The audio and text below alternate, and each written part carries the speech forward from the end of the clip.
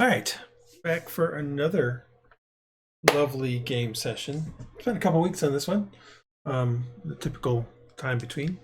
Um, Last time, you guys you guys have been exploring this ruined gatehouse that's sort of embedded into the rock and sort of the cliff face of one end of this kind of crescent valley.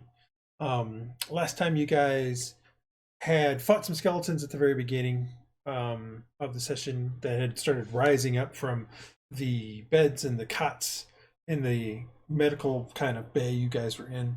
And then you continued kind of searching around through the rest of that level, kind of going up and down some stairs. You found a few dead ends where you had went up and found that some rocks and stuff had collapsed in, basically making it so there was no way to get anywhere in those particular places.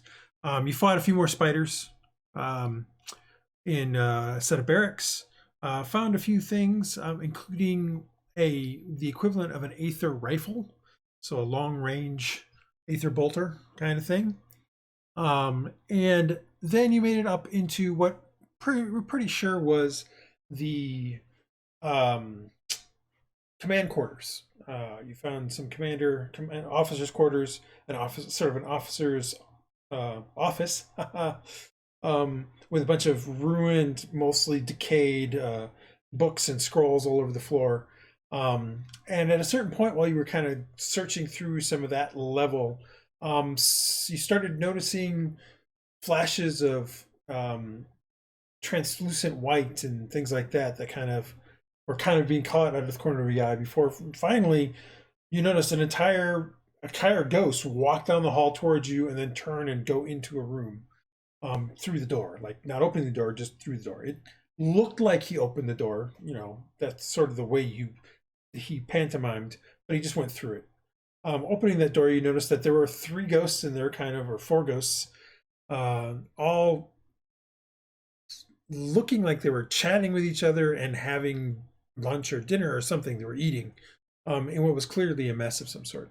At a certain point, you guys finally realized that these probably weren't diabolical, weren't something to worry about per se, and so continued searching through the floor, through that particular level, finding a few more things in there before heading up one more time to what you thought would be yet another level. But as you rose up above through the stairwell, you started to feel cold air, and eventually you came out into out onto the top of the cliff, and in amongst a bunch of ruins.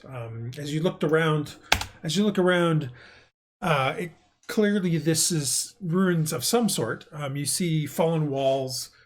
There's a wall kind of as you came out of this sort of stairwell. You had to pick your way amongst some of the debris that had fallen on the stairwell, but there's still enough room for you to be able to scramble out. And you notice over to the one side, you can first of all, you can hear a little bit of the babbling brook or stream that is nearby. You can hear the waterfall pretty clearly, although you can't quite see either of them very easily because there is still the remnants of maybe a 3 to 4 foot wall that kind of is blocking your view from those particular areas. As you kind of look around, you notice the bite of the cold wind and you see the snow that is covering everything.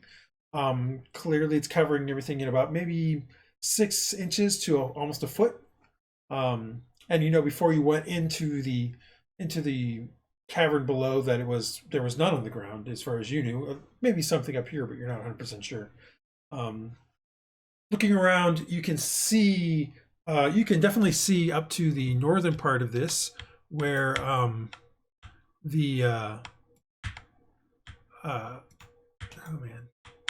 where you can see what seems to be a pool of water where the stream has coming out and it kind of pooled around the base of whatever this thing is, a bastion, a barbican, keep, tower. You're not 100% sure because it has just fallen into ruin so much, but it's kind of filled up there and then flows around and through what probably was maybe a hallway or a courtyard or something into more of the, whoops, that was, I meant that through where it kind of spans out a little bit more before it falls over the edge down into the parapets that you've actually seen below as you went through in some of those areas. Further, you can actually see looking around, you can see that you're in basically another small kind of valley up here on top. As you kind of spread out in amongst what looks to be sort of the flooring here. It's pretty clear that this valley is maybe 200 to 300 yards wide at this particular end. So fairly wide, but not super wide. You can see the mountains kind of, it steeply goes up into towering peaks next to you. And looking further upstream, because you can kind of see that through the breaking of the wall here, you can see that the stream flows, kind of meanders a bit for maybe about half a mile before you can see it is actually emptying a lake of some sort, a small lake that is nestled up against the other end of this valley. You can see at that end, because of the snow is gone and that sort of stuff, that the lake is being fed by maybe a small glacier of some sort over on that end, or maybe just a ton of snow that just never fully melts during the summer. And that's kind of the gist of what you got up here. So, what do you guys want to do?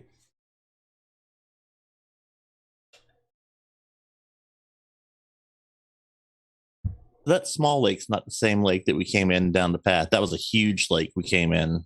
Yeah, over on the Crescent Valley. Over in the Crescent Valley, there's a much larger lake much larger here, meaning maybe quarter-mile across. Like the lake you're seeing up on the other end of here is maybe, might be 100 miles, 100 yards across. Okay. It's not very good to move around. Say that again. Are we good to move around? You should be able to, yeah. I was just asking if you didn't want us to go somewhere yet. You guys can start looking around. That's I'm done with my preamble. Do you see two of me? I do see two of you. 1, 2, 3. Yeah, we're moving. Well, I mean, I can get rid of one pretty easy. 1, 2, 3, 4, 5. I must have accidentally brought 2 of Morgoth in and missed Cromdar. It's Cromdar's with you guys. That's probably. Every time I do this, I have to fix Cromdar. And I will resummon the owl. I think I did it last time, but I'm not sure. I remember. I was going to say, you want to send him out across the lake? Yeah, that's what I was going to do. Because I was thinking I was going to send my raven out, and then I realized that's not the game character. Yeah, I know. Note that when I talk about the lake, that's not this thing here. Is this the river? This is just where the stream is kind of filled up a bit of a small spot before finding egress through a lower part of the keep here.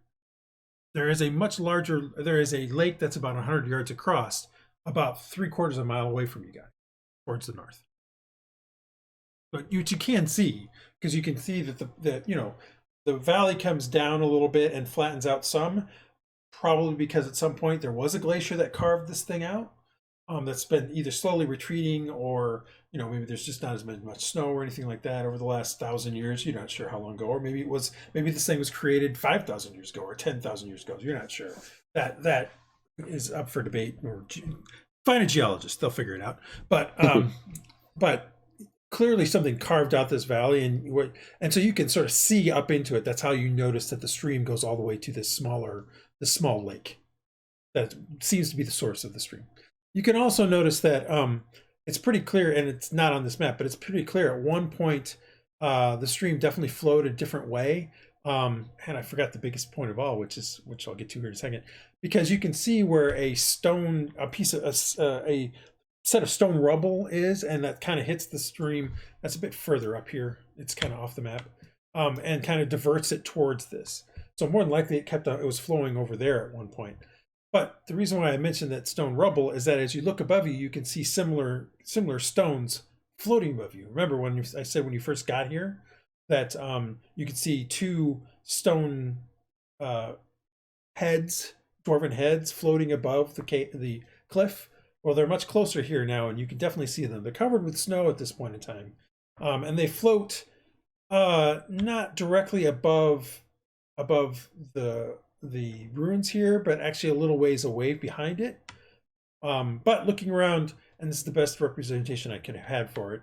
This is also the rubble of of a stone head. This is also this one over here. Let me do this so it pulls it to it. And then similarly, this is also one here that actually seems to have two parts of it, as if maybe it fell, broke, and then kind of moved off. Parts of it moved into this spot here. So all these big rocks here clearly are parts of what were part of those two floating ones above. Like maybe not parts of them, but Are similar. we supposed to be able to see that? See what? Where you're pointing? Because all I see is the little circle area and the rest is black. This thing should be completely visible. Nope. And then I would reboot. Yeah, it's not visible for me either. I can see myself in the circles when I move. Yeah, same for me.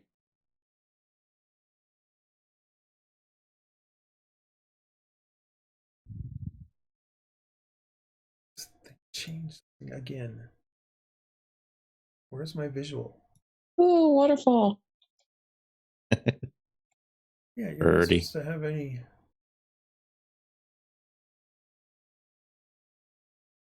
Oh, there we are. Yeah, there we go. Yep. Something happened. I'm not sure what, because it's supposed to be unrestricted. Because these walls are only about they're only a few feet tall. Because it's mostly broken down. So I wasn't worried about you being able to see out of it. Yeah, now I don't have to use my imagination. Yeah, I mean, so this is supposed to be That's a head. dwarven head. This is parts of one over here, and there are a couple flying above. And then this is sort of the edge of the map where one is, but like I said, it was pretty clear that the water kind of got diverted by that. I'm gonna go investigate the dwarven head. I mean, looking him over, it's just something, it crashed into the ground. I mean, you're not sure why the two are floating above and why this one's on the ground. I mean, it's partially broken apart too. Give me an investigation check though.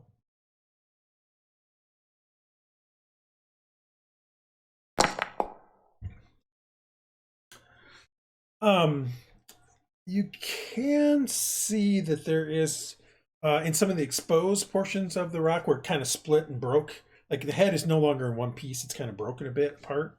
You can see in portions of those sections as you're kind of looking around and trying to look through things. You can see veins of a sort of a translucent blue crystal gem. I don't know. It's a vein. It's not really a gem, but it's a vein of this kind of crystalline blue mineral. Is probably best way to put it.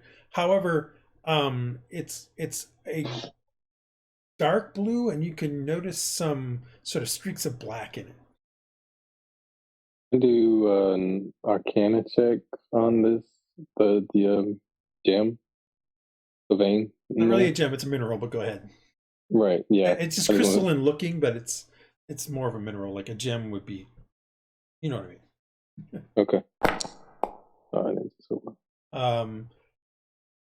You're not sure. I mean, if it didn't have the black streaks through it, you would say that it was probably that's what I'm looking for. It's probably Ethereum, which is sort of a crystalline metal, very light blue crystalline metal that you know is what's used for the skyships. But the black veins through it are odd. Can I try and get some? You'd have to excavate it in some form. You'd have to chisel it out in some way, but you could. It'll just take time. I'd like to take time and get some out. All right, so it's going to take you. Well, so we'll come back to you. It will take time. When I come back, we'll have you do a roll of some sort. That'll say how much longer it's going to take. Anybody else looking at something, or wishes to look at something? No, but I was interested in helping with the excavation process. Okay. Yeah.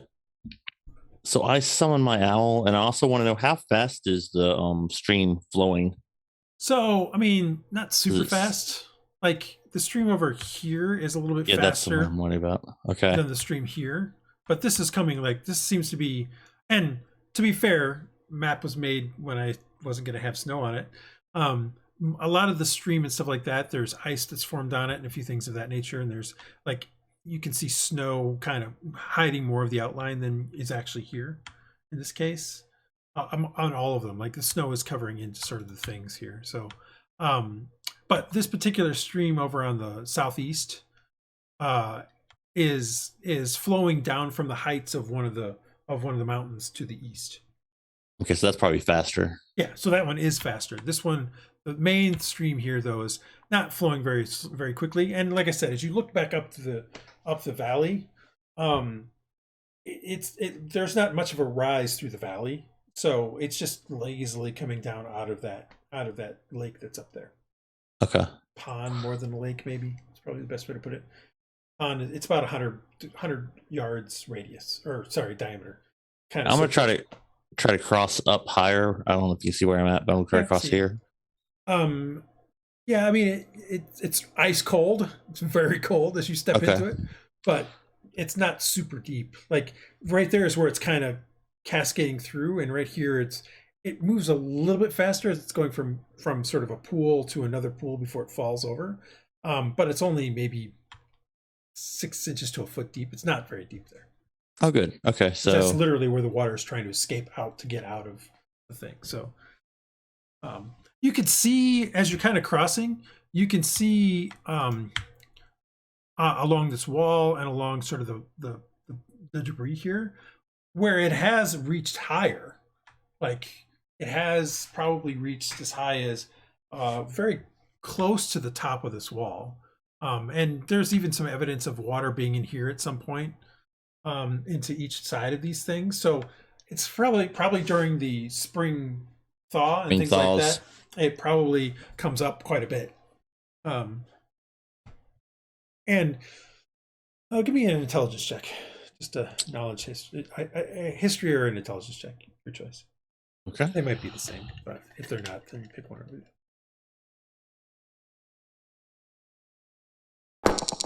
Oh, okay. The rolls continue. I have no idea. Yeah, I was gonna give you something about that, but Kromdar's kind of been following with you, so I'll have him come over to where you're at. He's following around with you. Okay. As he crosses, he kind of mentions, seems a bit high for. Oh my God, he just became very, very southern. Southern Scotland. Yeah, Southern Scotland. This seems a bit high for this time of year. Wonder it hasn't been that wet in the mountains this year. I also losing my voice. So do you think it's because of snow? I mean, high the water level? Well, normally something like this high up, we would, given the amount of precipitation we get here in the mountains, especially this side of the mountains, most of these sort of high altitude. Yeah, it works. Yeah, high altitude streams dry up by the end of the summer. How tall is that wall? You said the wall's on either side of the stream. The wall here is about 3 to 4 feet tall. It's 4 feet in places just because it's broken. I can't really show broken very well from the top. This is mostly just debris that's upwards of 2 to 3 feet, kind of a mounded debris at the maximum. It's like 2 to 3 feet. So we could tell it's been higher, but that's in the spring. I wonder what. Yeah. I mean, it's bad for an extra bad winter. Yeah, I mean, it's hard. You assume the spring just because that's when usually there's a thaw and stuff like that. More than likely, something this high up, spring isn't really. It's probably still pretty snowed in here during spring. More than likely, early to midsummer is when. Well, probably early summer is when we would have a thaw that would probably cause a lot of this water to come down. It all depends, though.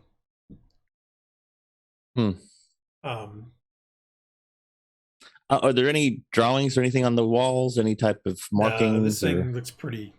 I mean, it seems to have been. If there was, the walls have fallen so much that any of it's gone. Also, it looks pretty old. So, and pretty like this fellow.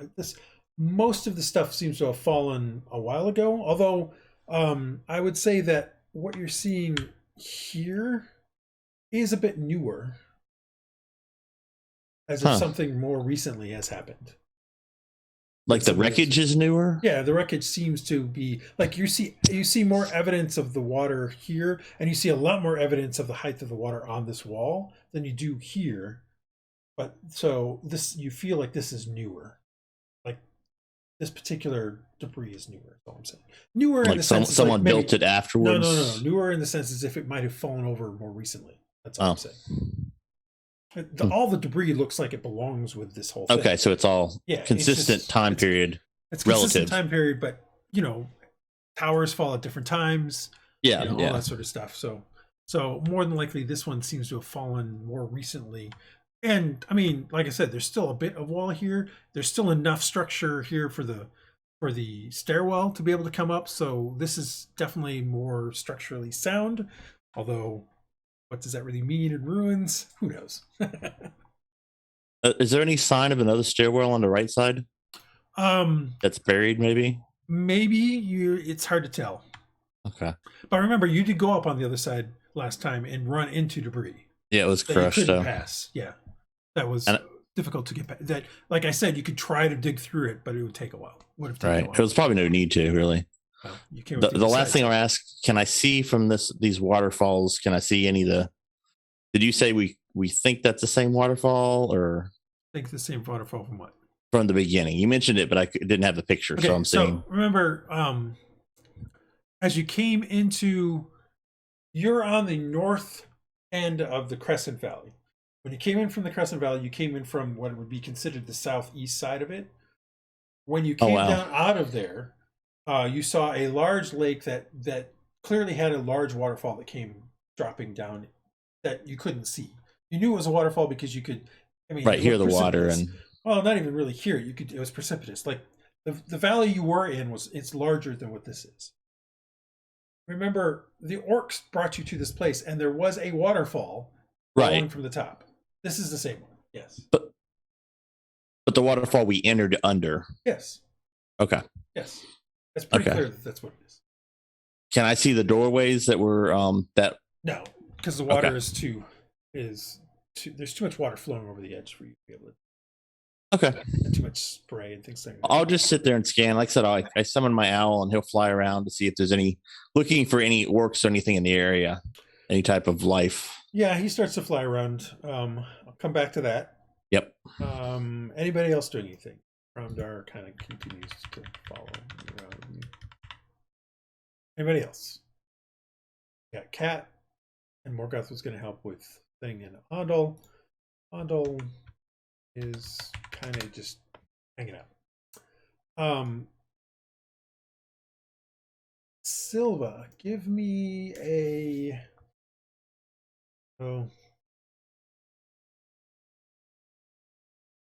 strength check. Right. Morgoth is helping, right? Yeah. You can have advantage. So can I get advantage or something? Yes. Good, because otherwise.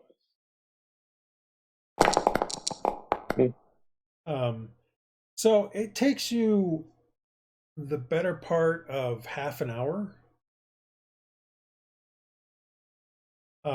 to break out a chunk of rock from it. Like you're trying to be somewhat careful about it, to break out enough of a chunk of the rock that has the black streaked, or the blackened crystalline stuff in it, as well as the normal stuff. And when you break that out, and you pick up the rock does feel a little bit lighter than you would have expected it to be. But if you let it go, it falls to the ground. It doesn't float, which is something you would expect it with enough Ethereum to be able to do. Right. Can I do further investigation on the rock now that I have it out? I can play with it. Sure. I mean, hasn't really changed, so you're not. It seems unlikely you'll figure out. I mean, I'm talking about the stuff that I just got out. Mm-hmm. The mineral. Yeah, I know. I'm just saying. Okay. You were easily able to get close enough to it before. Otherwise, you wouldn't. Oh, okay. I thought I wasn't. No, otherwise you wouldn't have been able to get a piece out. I was just saying that you could see it in amongst where it was broken apart. You pull out a chunk of it, and it's still the same thing. Yeah. If you were going to try to do some kind of experiments with it, that's a different set of stuff. That's a different question. Yeah, that's probably what she would start trying to do. I want to kind of try to see if it does have any magical properties, and also see just how like it is light, but is how strong it is and stuff like that. All right. So, all right. So you start breaking out some tinkering tools and stuff to try to start looking through it. Give me an intelligence check and add your proficiency bonus. Our proficiency bonus 2. I believe so. You guys are 4th level, so yes.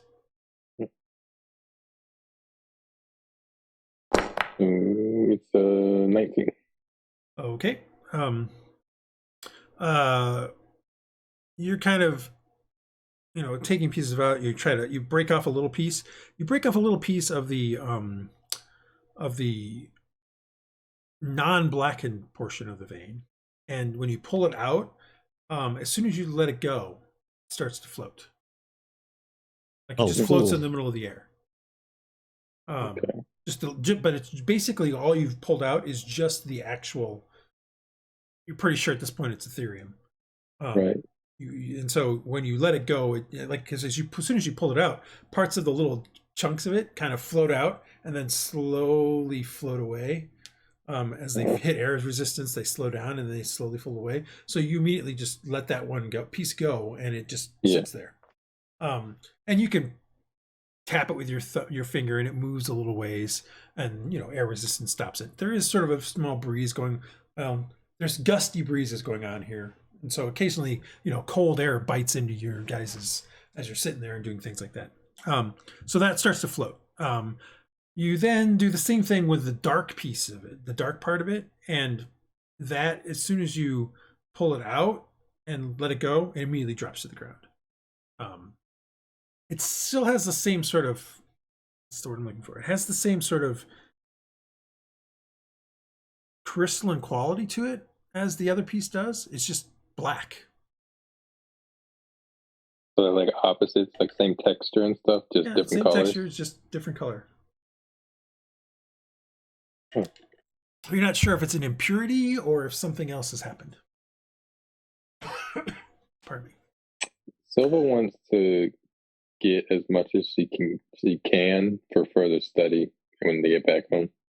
This thing's a huge rock. There's probably a decent amount of Ethereum in it. But, Ethereum runs in veins through these things. So it would probably take a while to... it depends on how much you're looking for. Are you looking for, a pocket full? Or are you looking to try to mine the whole, get every single piece out of this rock? What are you trying to do? Like, not just the piece you prod off, but the whole dwarven face. Yeah, I don't imagine that she's trying to get everything, but she's just trying to get like a large enough, a good chunk. Like I'm trying to think of. So I would give you this. You're already feeling cold. Right.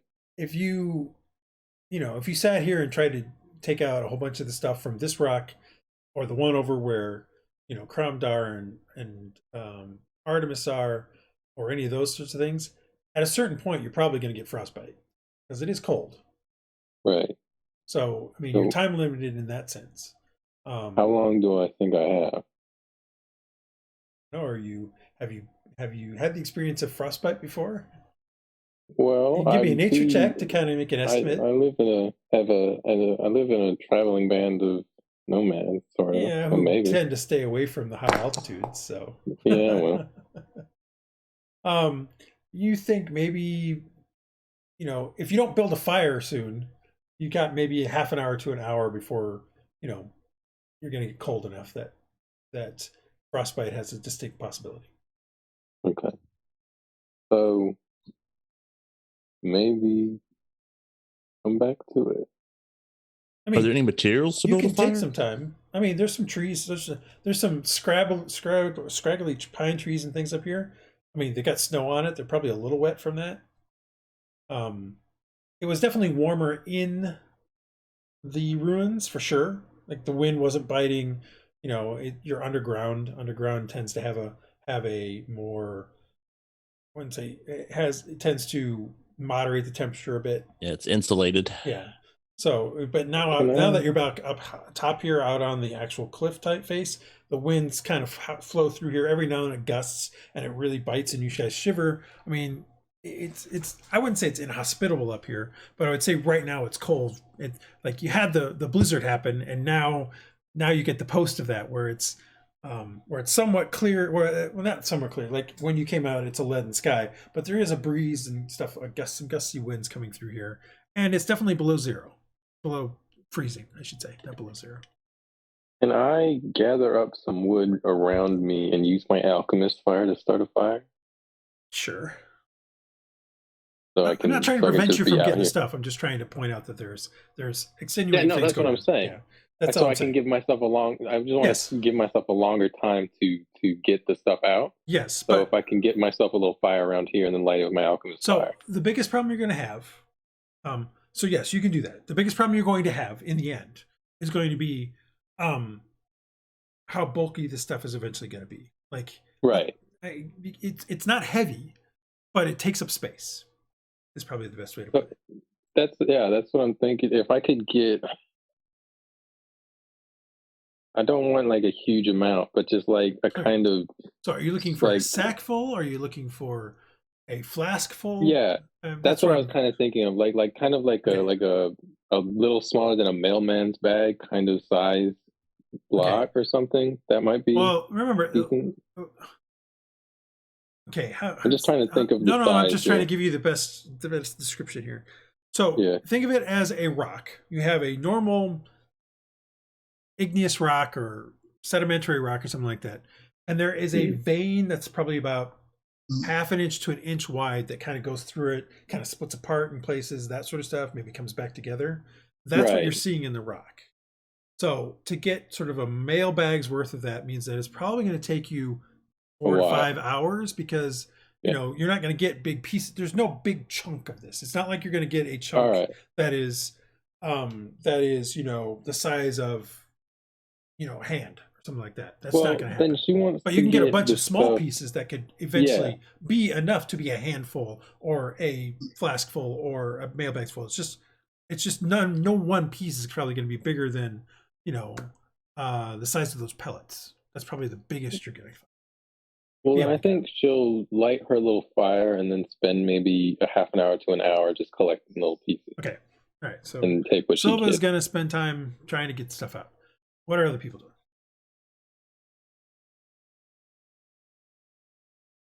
I'm ready to go back to the warmth. Anybody else?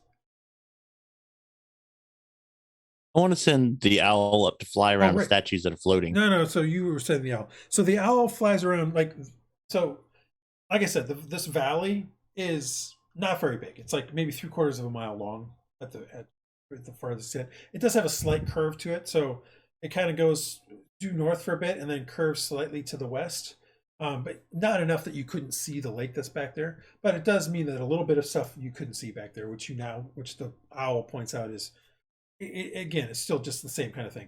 Very scrabbly trees, mostly kind of bush mostly bushes are more prevalent here. It snowed everywhere. I mean, clearly it was a blizzard here. There is, when the owl, are you trying to look through the owl or is the owl? Oh yeah, I'm sitting there, in the. Let me move away from the edge, though. Oh no! Come on, you're right next to the edge, man. As the owl so you're kind of doing a clockwise kind of thing through it, or at least the owl is. As the owl comes over top of the small pond lake, call it a lake. Like I said, it's probably about 100 yards at its longest, and about maybe 60 yards north-south, something like that. So it's sort of oblong. I mean, it's not a perfect sphere, circle or oval or everything, but you get the gist. Right. As you come around there, you notice that mostly it's up against the far wall. And like I said, there are some snow kind of icy cliffs kind of there. So there's more ice there. So clearly that ice is feeding this lake during the summer. Probably why this thing is still wet, still has water going on. And you can see the ice goes all the way up to the top and kind of continues up into the peaks. So it's not like there is that's what I'm looking for. The peaks continue up above that, but they're more straight sheer peaks. They're not there. There's no more like there's not yet another small valley beyond that. That's pretty clear. Is there another pass? I mean, we came in around the lake. Does it seem to be this kind of a dead end valley as far as I can tell? Only the way in and out we came in. This is probably one of the sources of the water that goes into that larger lake in the Crescent Valley. Okay. And I assume there's nothing actually from above. You can usually see down into the water a little better. I don't see anything specific in the water. I don't see anything. I mean, as you've seen in the water that's already around here, there has been some, it's pretty clear here that there's flagstone underneath it. That's pretty worn, and there's dirt and things on top of it, but it's pretty clear there's flagstone there. Okay. You give me a perception check. The catch here is that there's snow. So this is normally you would get advantage, but in this case it's just normal because. Okay, and is it my perception or the owl's perception? If you're searching through the owl, it's your perception. But you would normally get advantage because the owl would give you advantage. Right, but because it's just count as that. Got it. Yeah, there's something. The snow here is potentially hiding things, making it more difficult to see some stuff. That's the reason I'm saying it's not with advantage. There is on the western side of this thing, there does seem to be sort of an odd flatter bit. That the snow looks flatter for a bit. But it's snow, so it's hard to say what that means or what it is. So I would give you that. You also notice that as he comes around on the northeastern end of the lake or of the valley, there is a large amount of scree and boulders and things like that clearly have fallen down. But it doesn't look like it's fallen down recently. You can see plenty of sort of bushes in and amongst some of the scree, that sort of stuff. So that's a bit odd because you don't see it anywhere else in this valley or in this carved out spot. Like the best way to describe this thing is like this is a glacial valley. This is probably where a glacier sat at some point, and it has been steadily retreating over the course of probably thousands, if not tens of thousands of years. That's probably the best way to put it. Global warming. Well, or something else going on. I know. Dragons. So the flat section, can I go to the flat section from where I am, or is it for too far away? Well, the whole valley, like I said, is 3/4 of a mile. So, okay. I mean, you can go there. It's just time. Just takes time. Yeah, it's probably not worth it. I wonder if it's something collapsed. And you'll be going through, probably lots of snow and yeah. I think I'm ready to go down. I mean, I don't see anything especially. I will see, are there updrafts or anything that seem to be, is it just the rock, you can get the things owl at to the go statue? up a bit, although I think you have a certain distance that the owl. Yeah, it is. In which case, I might have already given you information. It's 100 feet. Yeah. So the owl. Yeah. The owl's communicating some of this to you. Yeah, because it can always communicate back. Yeah. It goes up a bit, and it can see out as it gets up about maybe about 60, 70 feet higher. Again, there are mountains. The mountains just go up and reach peaks. So more than likely, the highest peak around here is maybe another 700 to 1,000 feet up from where you're at. Maybe a little higher than that. Maybe a little less. It's hard. I mean, who knows exactly? It's hard to say. Exactly when you're looking at a building. And you look at the Sears Tower, you're like, wow, that's really tall. I bet you it's like 600 feet. No, it's actually over 1,000 feet. Those sorts of things. It's hard to judge distances at a certain point without something else to go against it. So the peaks definitely go up pretty high. I mean, and they're pretty sheer in the sense that like you have a bit of a roundness to the bottom of this valley, but then it starts to immediately go straight up into these mountains. Okay. Looking back to the Crescent Valley behind you, or from where you guys came from, the owl could be closer to you, so you've literally seen this. You can see that there was. Remember, the orcs had mentioned a set of ruins on a pass that led to the west, and you can actually see that from here. You can see what looks to be sort of a ruined tower on on a clear saddle in the mountain range that kind of goes to the west. The where you guys stayed with the orcs is still around the corner. So remember, Crescent Valley, it's around the corner, so you're unable to see that. So you're not sure if they're there or not. And you also don't notice any tracks, or at least the owl doesn't notice any tracks within probably a quarter mile of the cliff. So no one has been here since it snowed, other than you guys. Okay. And is there anything on top of the statues So going that up are floating? So going up to the thing, the two heads that are floating, they both look different. I mean, they're clearly dwarven in make, but they look different. They're not the same face.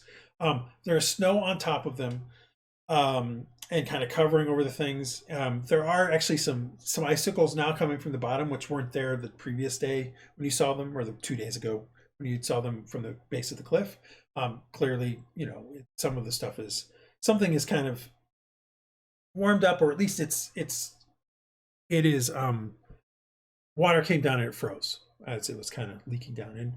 And you do notice that when it gets to the top, there is sort of an indentation on the top of the heads. Snow is in there, but it's sort of like a small indentation. Can the owl land there? Want to? I don't know if owls like snow. If you want to land there, you can. Well, I guess it's actually familiar, so it's not really an owl. So yeah, I want the owl to land there. All right, so the owl lands on top and kind of sinks in a bit. Not too far. I mean, it's not that heavy, but it definitely is. It's communicating discomfort because it's not easily able to move around. Okay, get out of there. But it's not. The snow is deep, is what basically sort of what it's implying. So yeah, when it flies out, what is where it was? Like, what is it underneath the snow where it was? Still more snow. I mean, laying. The snow kind of still more snow. Okay, in. it didn't actually go. It's deeper than the owls where the owl's sitting. Yeah, in that little indentation. Seems like it. Okay. Yeah, I mean, I don't see anything we can do much up here other than we know where we are, and I mean, this won't allow us to get out of the valley any sooner, right? I mean, we're not. I mean, we'd still have to I go would say down. You've learned and then, two things. One, this is sort of the top end, and it reaches sort of a not an impassable set of things. Like in the summer, maybe with the right climbing gear and the right people, you could potentially climb the mountains and potentially go somewhere. But with snow, probably not something you want to do with your current experience of that sort of stuff. That's the first thing you learn. Yeah. So you kind of have hit the edge. Second thing is,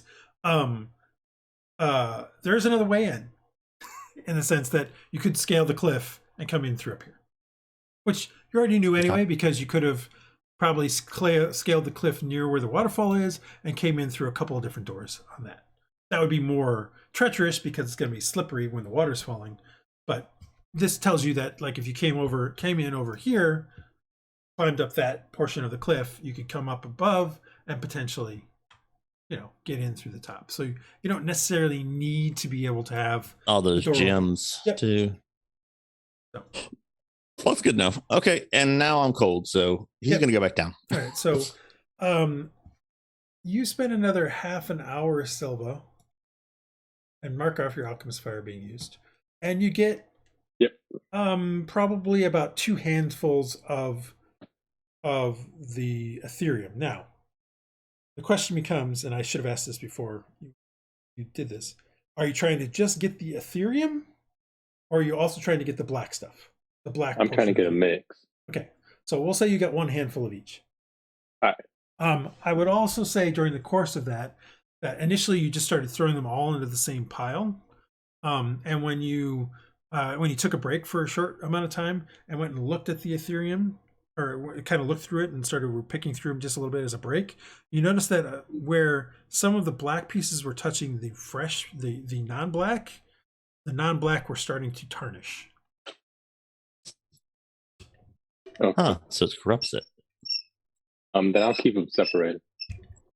Okay. And so now you guys have been here for about an hour to an hour and a half. What do you guys do now? Are you guys heading all back down? Or are you all heading back down? Question I'm asking. Yeah, I'll head back down. All right, so you guys head back down. Take you back to this level. So it is definitely not as cold as you get into it. Like, it's cold for a bit, and then you come down about the 15 to 20 feet that it takes you to get to this level, which you've been in before. And you can hear the waterfall out through these doors here. And it's chilly in here, but without the biting wind and things like that, and with the stuff that you had bought to come on the journey, you're fine. Like, you could stay in here and it would be fine. You're not worried. You don't need to be worried about the elements here. You do need to be worried about is maybe the ghosts. You guys get back down here and you don't see any of the ghosts anymore currently.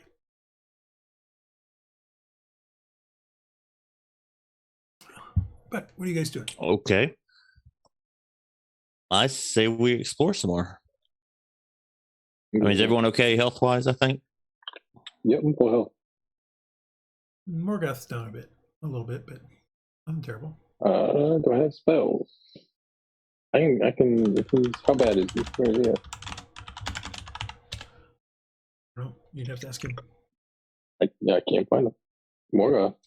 I'm fine, you know. I'm full on slots, so if you want, I can pop off the cure wound. I mean, if you want to, I won't say no. Alright, I'll pop off the cure wounds, but I don't know where you are to target you. Yeah. He's down below. Well,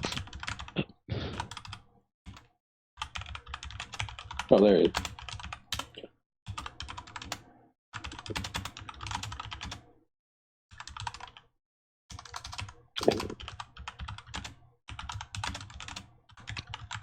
There we go. 7 points. Good for you.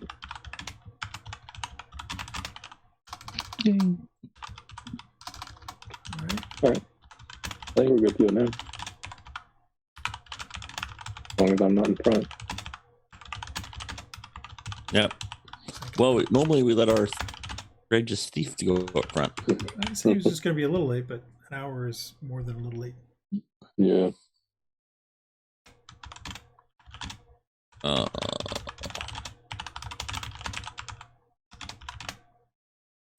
Well, Where you guys heading next?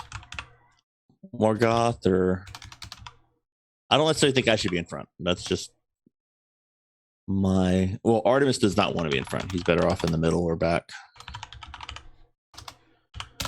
Fine, I'll go first. Yeah. Where are you guys headed to? Where do you want to go? I mean, Andal can Well, still I go think we first. have He's to just go not here. north, right? Andal can still go Okay. first. He's just not. Did we go to those are stairs? Oh, that's our stairs up and down. Yeah, you did And try we just that one came already. from up. Well, no, you tried that one. You tried this side previously up, and you ran into the debris. You then went to the other, and you had been coming up this particular one, by the way. This is Okay, one so you've that's been the using one. That's to so come up. so going down there, we've But already you- been. But when you went to this side, you went up, and that's what took you out the top. This also still is a down though. Okay. Anybody want to go forward?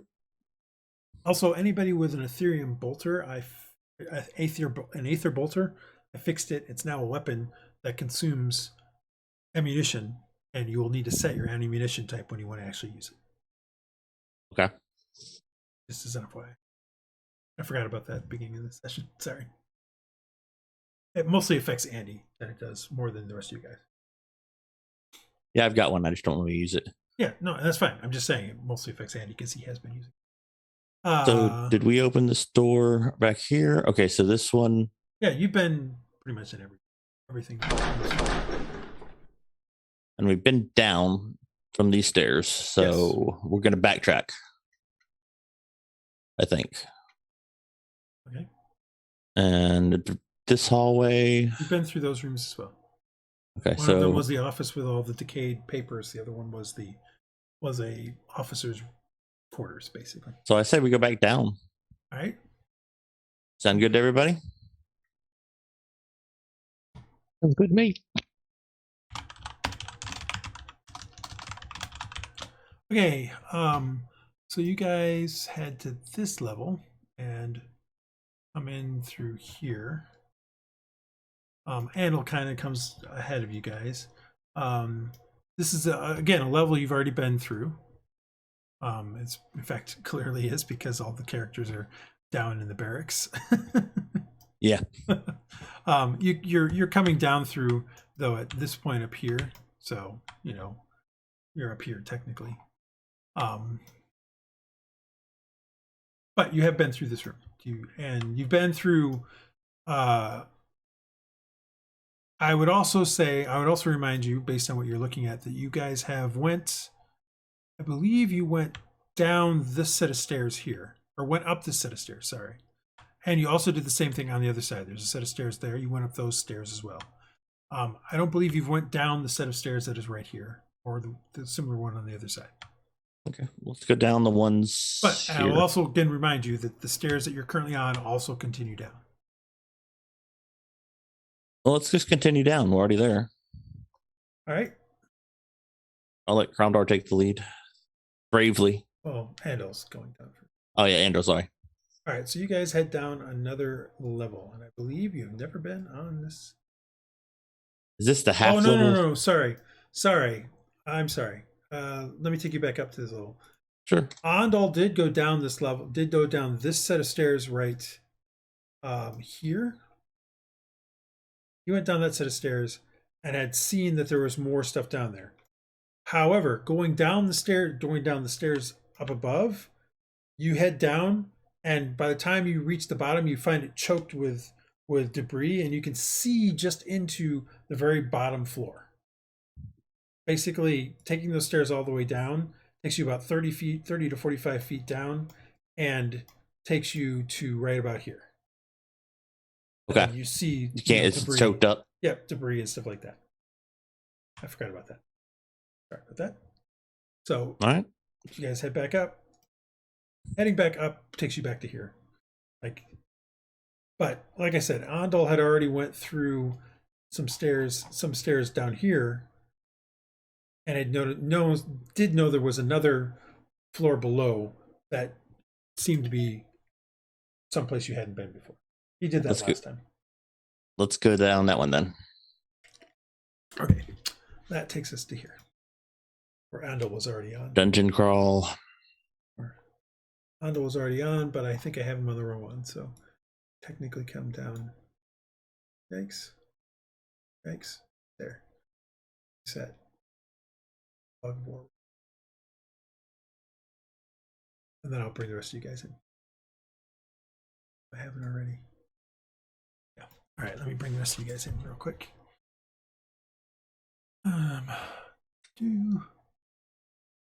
Peoples.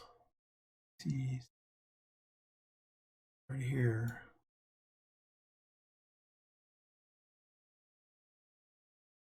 I'm gonna put people on top of each other, sorry. It's all right. And I'll dismiss my owl again, so. Okay.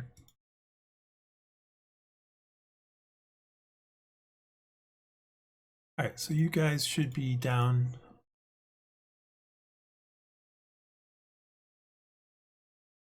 on this floor. What do you want to do? I don't think anybody currently has the light on. Yeah, I was gonna say I'll put a light. Cromdar. Cole, are you okay with the light source on you again? I could just put the lantern on, but otherwise, yeah, fine with that. Well, I think the lantern actually is better, right? It has better stats.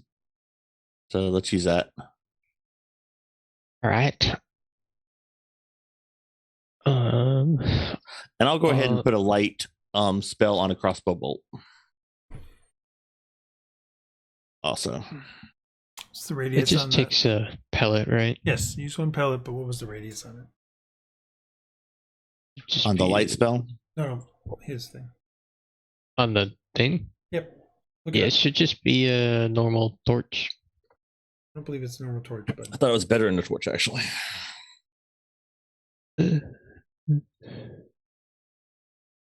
It doesn't say anything specific in the.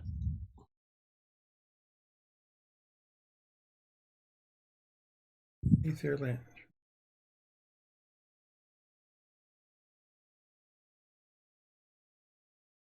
That's right. Doesn't say anything. It's the equivalent of a lantern.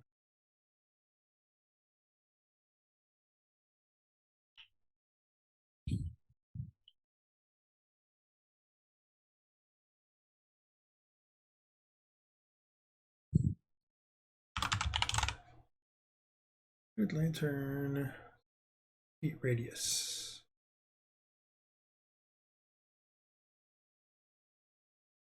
Bright light for 30 and dim light for 60.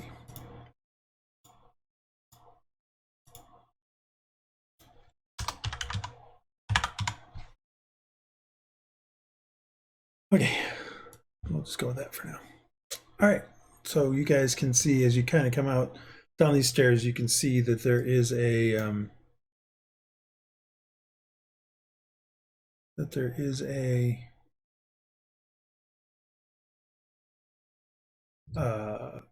latrine kind of to the north that kind of opens up into what you think again is probably another set of barracks down here. And then there's another set of stairs right next to it that continue down. And clearly you can see it goes up to a hallway up there that seems to have a T intersection. Right, what are you guys doing?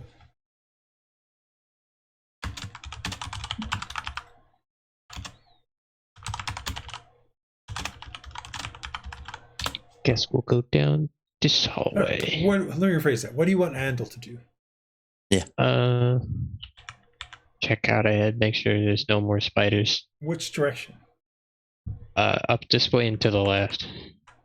The T junction to the left.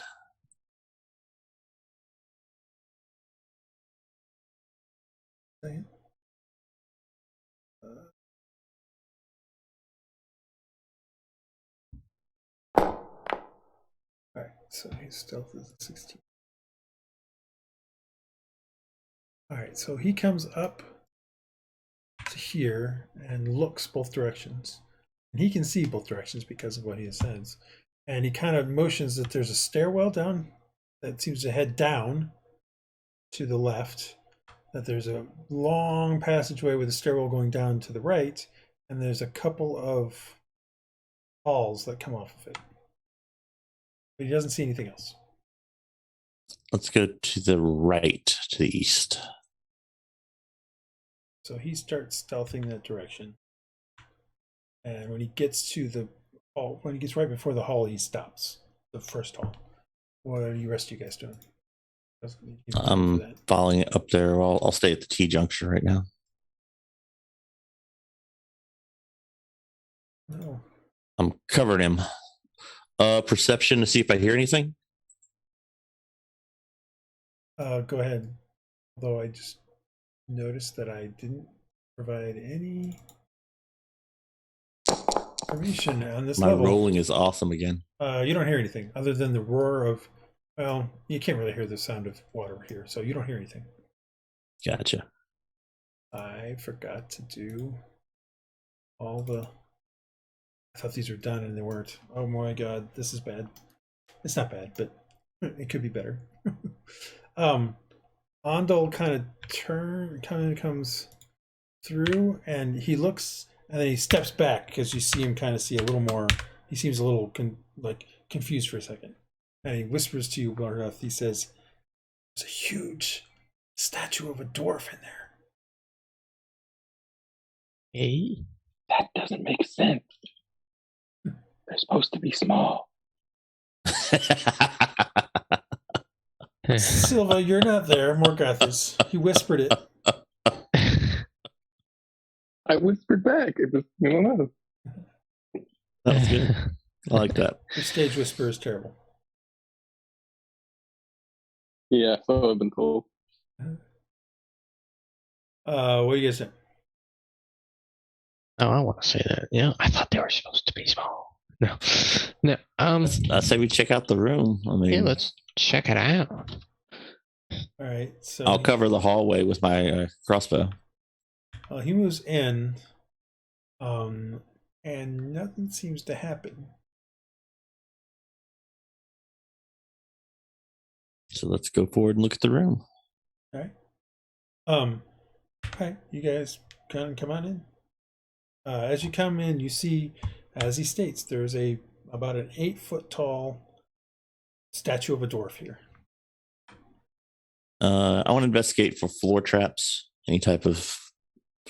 This seems like a Temple of Doom, Raiders of the Lost Ark moment here. So, well, it would be great if Morgoth actually came around the corner, so you actually had a light to see. But hey, what do I know? Morgoth's the one with the thing. Okay, so there are 2 pillars in this room that reach all the way to the ceiling. There is an 8-foot tall stone statue here. There are 2 heavily rusted braziers, and they're basically it's standing on top of a set of a dais.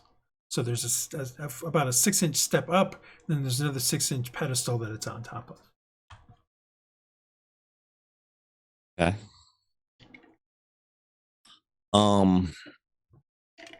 Is there anything in the braziers that we could light? Well, they're heavily rusted, and it doesn't look like it.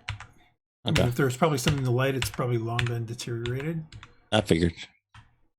I would like to, like I said, investigate. Would it be investigate perception for floor? What are you looking for? Tiles that are out of. I mean, make sure there aren't any traps on the floor. Okay. Yes, that's an investigation. Hey, there we go.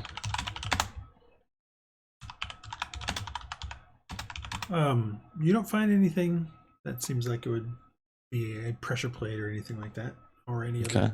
Yeah, that's what I was looking for. Pressure plate. Is there anything? What's the dwarf made of? You said stone. Yep. I'm not going to ask Cromdor if he recognizes him. I'll get the. Well, Cromdor comes in and starts looking around, and he looks at the statue, and he actually moves a little bit further forward and kneels on top of that first step. Is that the king, an ancient king? No, he says. I need a name generator name. Mostly because I didn't come up with, like I said, I forgot to write. I thought this thing was already set up, and it was not.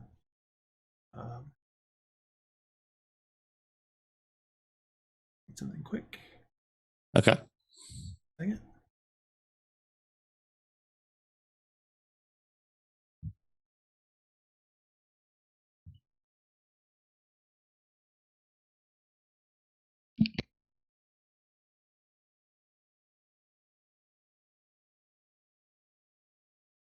He says he doesn't speak for a few minutes before he seems to be done, and he sort of sits up and he looks at you and he says,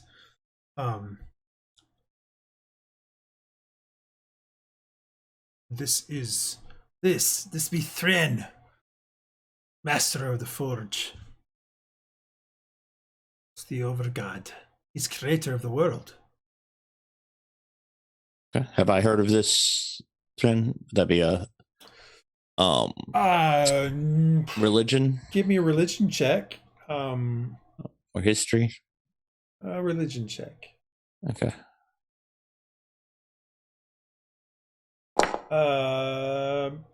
Sure. You've heard of Thren, and Thren is the greater god of the dwarves? Dwarven god, a dwarven god who is the creator of the world, also known as the god of the forge. However, because of where you live, you know that it's considered heretical and blasphemous to claim that there is such another god.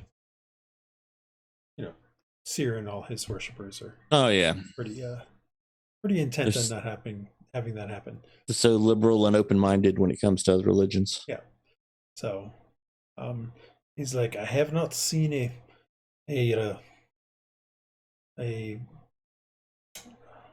what's what I'm looking for? A representation like this ever. The detail is quite. It's very fine, very quite stunning especially for something that's probably over 1,000 years old. He kind of is looking around it now. Are there any murals or anything on the walls?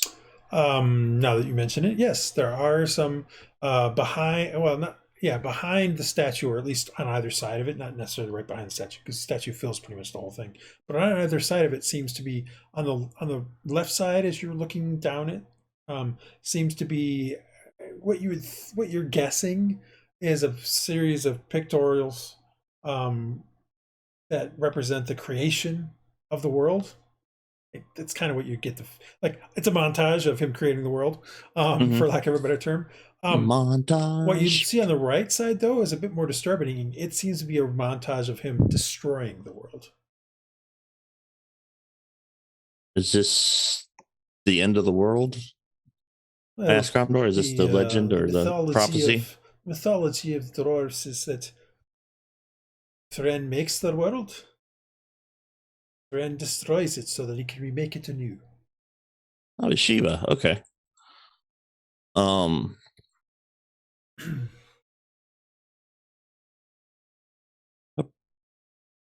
Does he look angry or anything when he's doing that? Or he just no, not really. I mean, just very workmanlike type, very working with a tool. You know what? World's shit. I'm gonna remake it.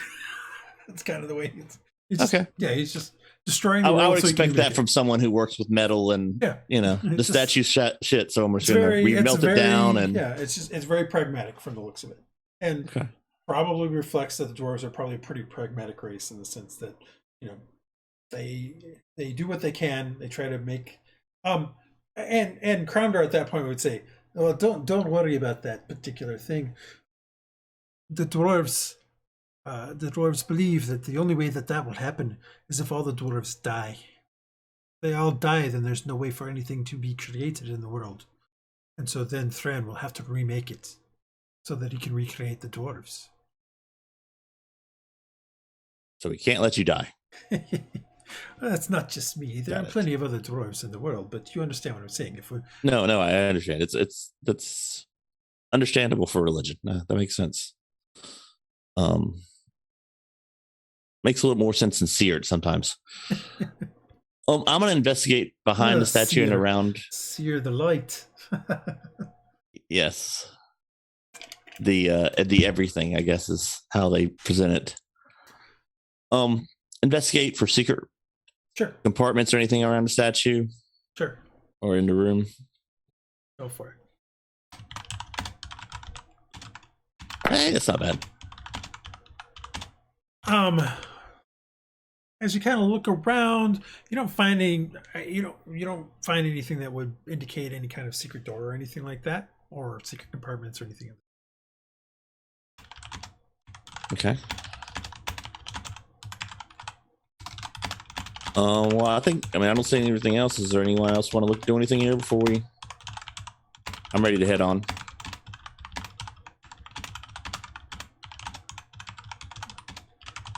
With your 19 though, I meant to say that. You do notice that it's just sort of more of a happenstance to notice, not really something you were looking for. You think that maybe the eyes of the statue were meant to have something inside them. It's very possible gems or something like that were supposed to be embellished in the eyes of the statue, and they're just missing. Can we try some of the pellets? Like if I have the pellet for the gun, is that the size of it, or some of the pellets that we put in the door? Well, they're sized. The sockets are sized appropriately for an 8-foot tall dwarf. So. Oh no, then okay. That's probably bigger than the inch size that is. Yeah. And it's even when larger. we say big dwarf, that is human size. But yeah, it's even larger than the stones that you found, the crystals, gems that you found with the armor runes around them. Yep, it's even a bit bigger than that. All right. I say we head on. Like I said, anybody else?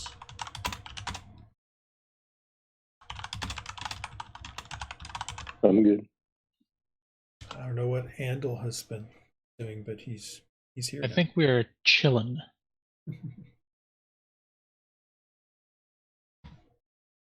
All right. What are you guys doing now that I don't have to control Andal anymore?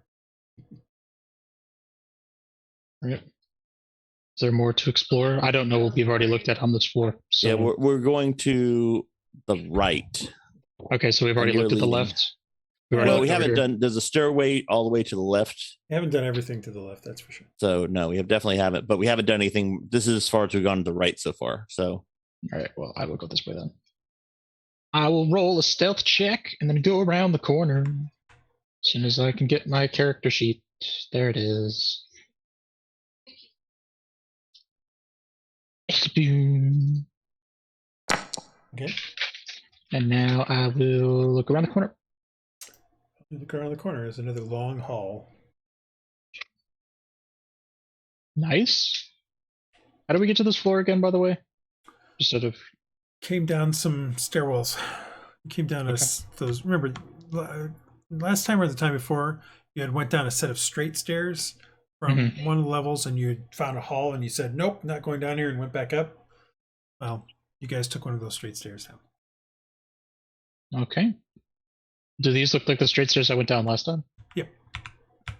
Oh, I know where we are. Hey guys, there's a door down here. You wanna come see the door? Do both of these stairs go up, or does one of them go down? What do you mean?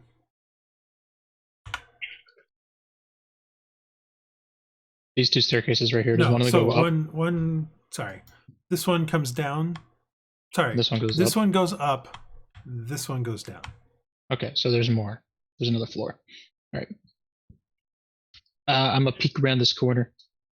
Oh, Around which corner? can you put the light on me, Peter? I put that on the crossbow bolt, but I'm carrying the crossbow with the bolt on Well, it. if Cole would actually, walk with you guys like he's supposed to, then you wouldn't necessarily need it. But Okay. Morgoth doesn't seem to want to actually, Yeah. Move. So you see another. What's the word I'm looking for? it was like a barracks kind of thing. Yep, another barracks kind of thing. Thank you. Are there spiders in it? I don't Oh. know. Do you think there are? I think there's spiders in here. In fact, there might actually be spiders crap. in there. Yay. Why do they always in the barracks? It's like their bones and stuff. Probably because it's a larger area. Yeah. Let's see here. I need to bring out the homunculus. Did they see me? I've been stealthy.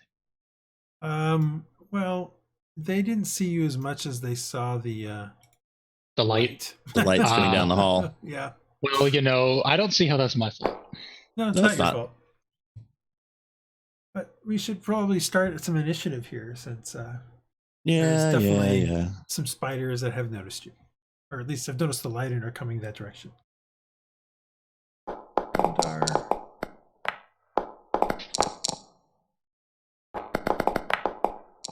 Wow.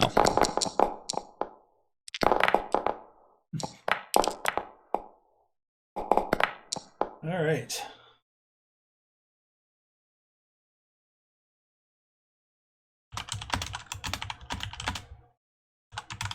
All right. Morgoth's the only one who hasn't done their thing.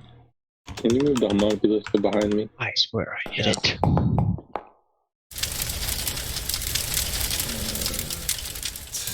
To be a 7. Oh, it's right before you this time. That's fine. Yep. Really, it should be behind you. So a second. Well, a 6. There we go. Okay. That's all that.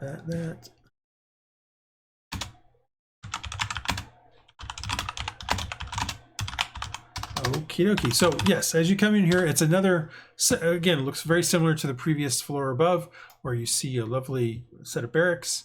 The barracks have a bunch of broken beds and things like that. There's some broken tables and things in the center, but lots of webs all over the place. And yes, 2 dog-sized spiders that start kind of moving towards the light. And we begin the combat with Sealgair going first. So did you want to back out of the room and draw them out into the corridor, or just keep fighting there? I mean, I'm not going to be standing here for very long.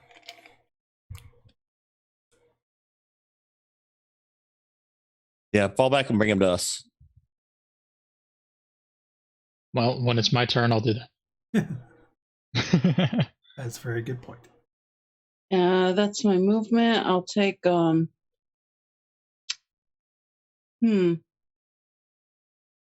roll a hematocrit die to activate my blood thingy. Okay. Let's see. Where's my D4s? D4s open. It says me. 3. Okay. I guess I'll wait. If a spider appears, in the thing that I can shoot him, I will shoot him. Okay. All right.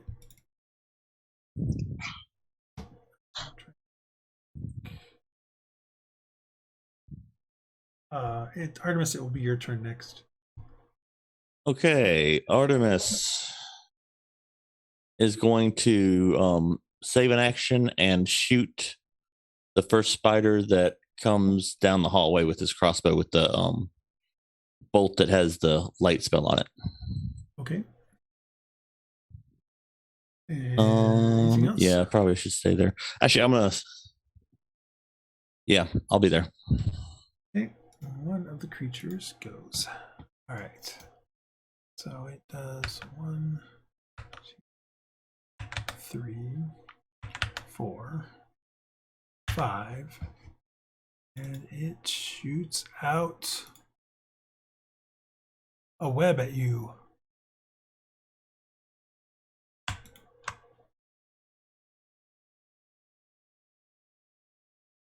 Okay. As one does, I suppose. It web attacks you. I don't know why it prompts me to use opportunity attack on a web, but okay. And I failed. You failed the strength check, so you, sir, are Stuck.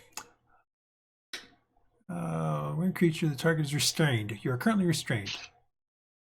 As Okay. an action, the restrained target can make a DC 12 strength check, bursting the webbing on success. So currently, you are restrained. Although I don't know why it didn't give you the restrained thing, but whatever. Oh, cool! It looks like a web. Yep.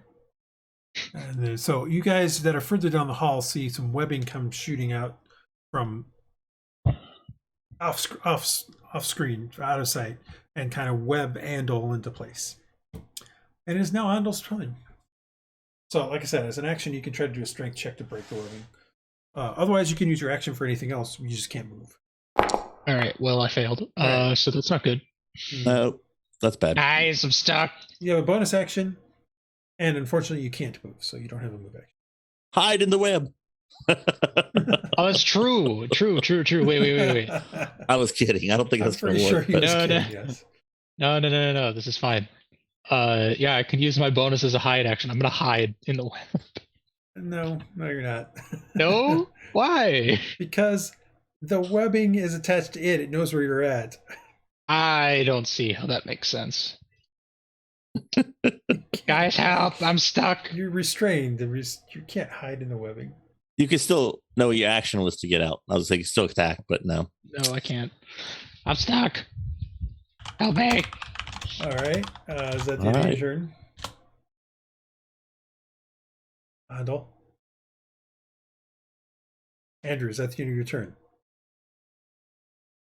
I will assume yes. Yes, it was. And we will move on to Kromdar. Because that seems weird. 1, 2, 3, 4, 5, 6. 1, 2, 3, 4, 5. Well, at least he's now in the way. And now the other creature gets to go. 1, 2, 3, 4, 6. And we'll do the same thing to Kromdar.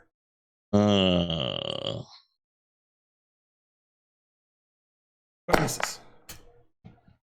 Fortunately, he misses Kromdar. All right. Morgoth, your turn, sir. Oh, my screen is frozen right now.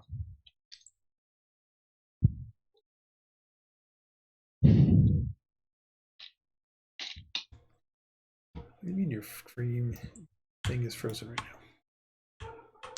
now? Like, I still see dice that people rolled on my screen. Just refresh it.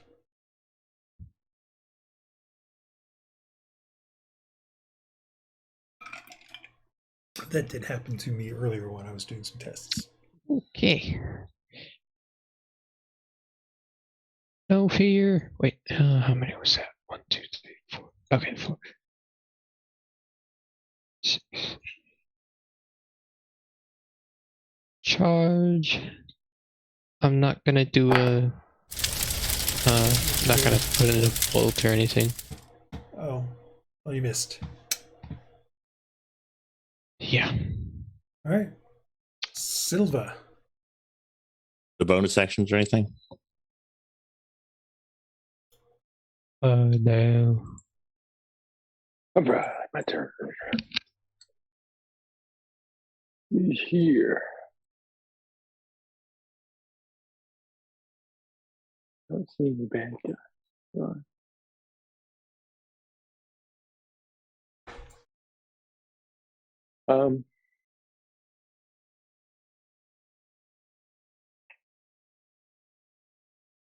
I'll just scoot up and ready in action. If I see something, I'll shoot it. Okay, Yeah, I think we're all there. homunculus. Force doesn't help Andy at all. Well, Crown Door down Morgoth helped here. Andy actually. And that'll be its turn. Okay, top of the round, Sealgair. You never did see anything to fire at. Mostly because Paul couldn't move. 9.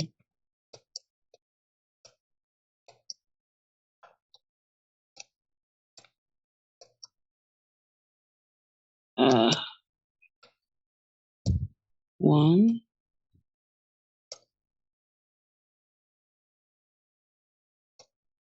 2. 3. 4. Nope, it's unpassable. Okay, so I could shoot and move back though then, right? Yes, yes, you can. Okay. Target that one. Sure.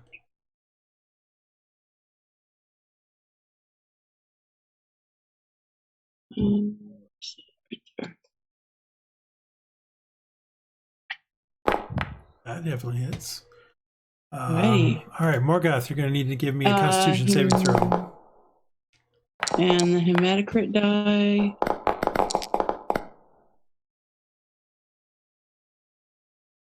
What? Don't worry about it. Why did I roll a con saving throw? Because I think that was for the thing is fired.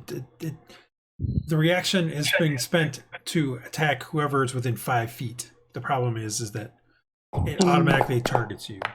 So Oh, okay. Morgoth, it just automatically. It's the way the thing works. It's fine. Okay. The hematocrit die was a 3, Yep. so 3 extra damage. Yeah. Cool. Morgoth made a saving throw. And so is it a minor action to drink a potion? it's a bonus action? Yes. Bonus, I'd like to drink my potion of poison resistance. Okay. that was smart.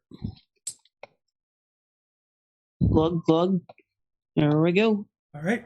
Cool. And I guess that's it. Well, no. Yeah, I'm going you- to move back Yeah. 1. There you go. Let me make it 2. Okay. Cool. Artemis, you're up. Okay.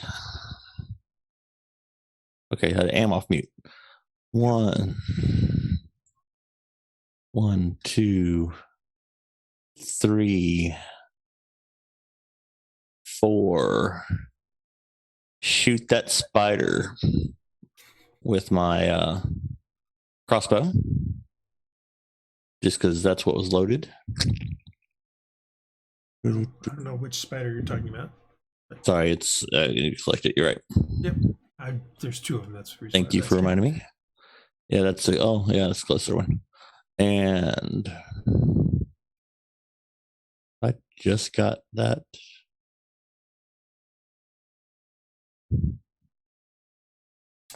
Seven unfortunately misses.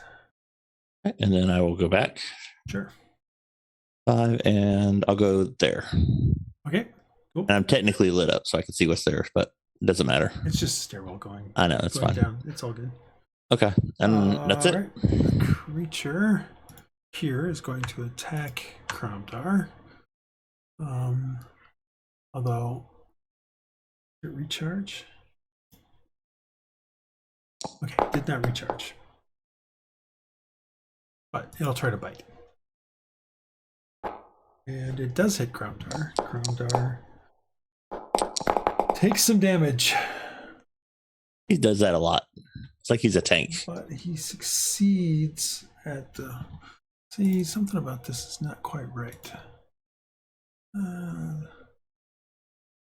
Oh, no, it does take half as much, although he succeeded anyway. So he taken... Why did it apply it twice? Something is off. The half damage twice. Yeah, it applied the half damage twice. He's a dwarf. No. Sorry. It did the piercing damage first, and then it did the poison damage. But it did half of the piercing damage, which doesn't make any sense. He should have taken full piercing damage.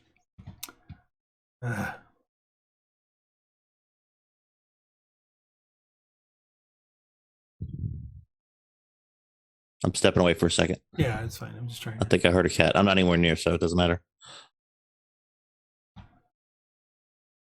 You should have that much damage. Anyway, Andal, you're up, sir.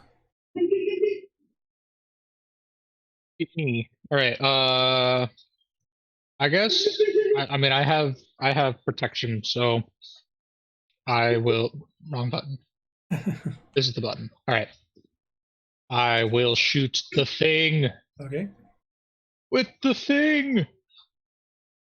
Well, that hits. Both Kromdar and Morgoth need to give me a Constitution saving throw. Although you don't have to do any of that. So, but Kromdar and Morgoth need you. I hear a cat.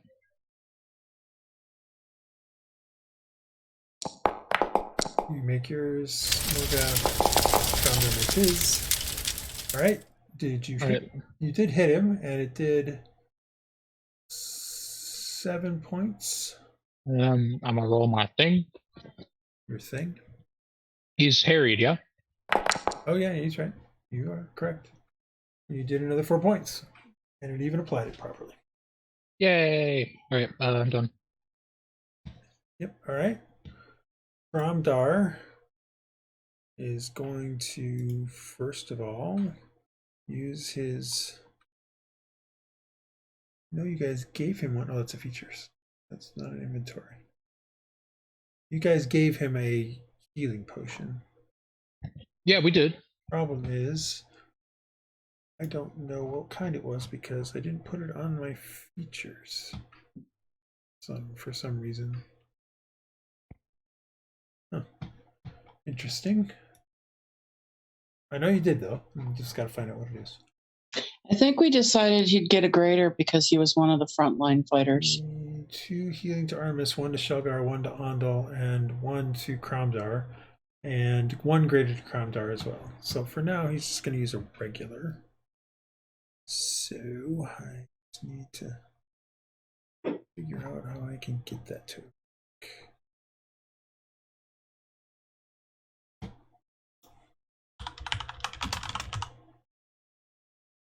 All right, so I dropped that on his inventory. Hey, that worked. And that onto his inventory. Cool. That'll work. So now if he targets himself and uses this,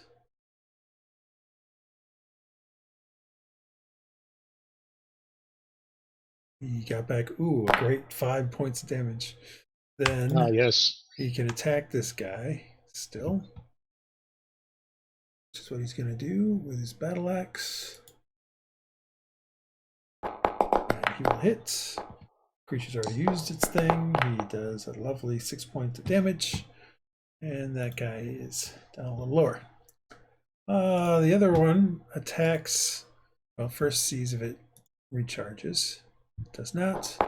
So then it attacks Morgoth. Bite. And misses. All right. Let's see. Morgoth, you are up, sir. All right. This spider's gonna get it. It's gonna die right here. All right. Well, you hit it. And luckily this time it will actually do the right thing and cause you to do your saving throw. You can take away 5 points from its total damage. Why is that? Because I haven't used a pellet. I don't know how to make it not use a pellet. Oh, okay. It Well, always rolls the d6. give me a second. You made your save, so I can undo that. And then you said take away 5 points. So we'll Yes. just 5 points. So back to that. All right. Anything else you're doing? Yeah. Silva, your turn. Okay. 1, 2, 3, 4. Okay. Let's. You can hear the fighting around the corner, but you can also see fighting in front of you. Alright, I'm going to put a firebolt on this spider in front of Morgoth.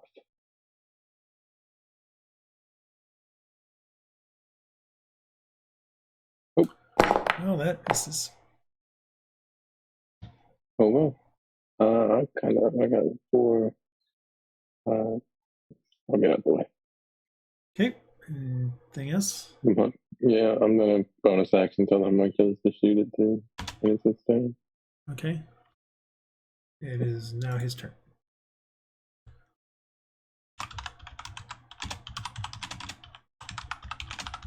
How can you not see? Hmm?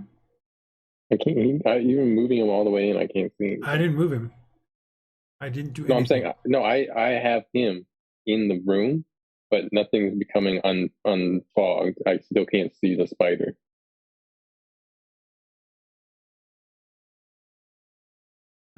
Like, Stop I moving don't him. know why. Sorry.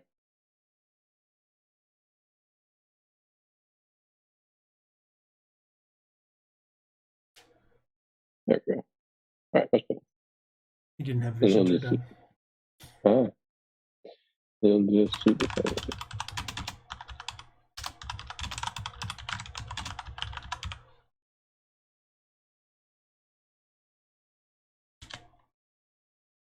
Wow, lots of ones for you today. All right. Top of the round. Sealgair. All right. I'll try that move again. The move in and shoot and move. Cool.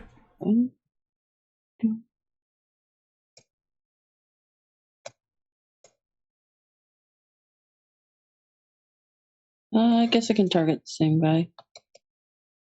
Let's see. Shoot, please hit. Definitely hits. All right. And 3 on the Metacrit die. Okay. Cool. And 1, 2. All right. Artemis. Okay, so Artemis will 1. Well, he selected 1 is our favorite thief guy out of there, right? 2. No, he's still there. Is he still webbed? Yeah. Okay. He tried to shoot last time. Here, try this. And I stab him in the back with a needle. Okay. What? And I'm casting enhance ability on him. And it'll give him the strength enhance ability. Did he get? I can't select which one. I just cast a spell, so I don't know if it just gave him 10 hit points or not. Yeah, I gave him 10 hit points. Okay, I think that's only with the. Although you gave it to the. Oh, to the spider. That's good. To the spider. Well, you know, I felt bad for the spider. I stabbed the spider instead. I did the spider. I can't actually see the spider because I'm not in far enough. Okay, Yeah, now I will unclick him. Yeah, no, I had him from last time. Okay, I unclicked him. But anyway, so you get advantage on strength checks. Now. Okay. You have full strength, which has been nerfed like a champ. All right. And then I will leave. Okay. Okay. All right, so this guy now attacks. Well, first of all, we'll see if his web recharges. Ooh, it did. That sucks. Well, in that case, he's going to web Kromdar.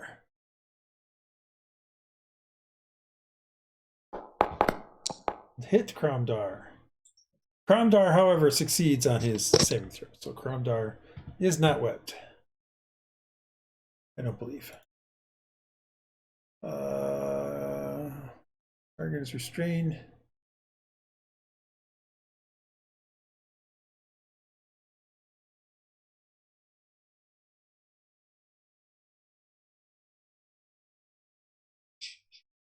That's interesting.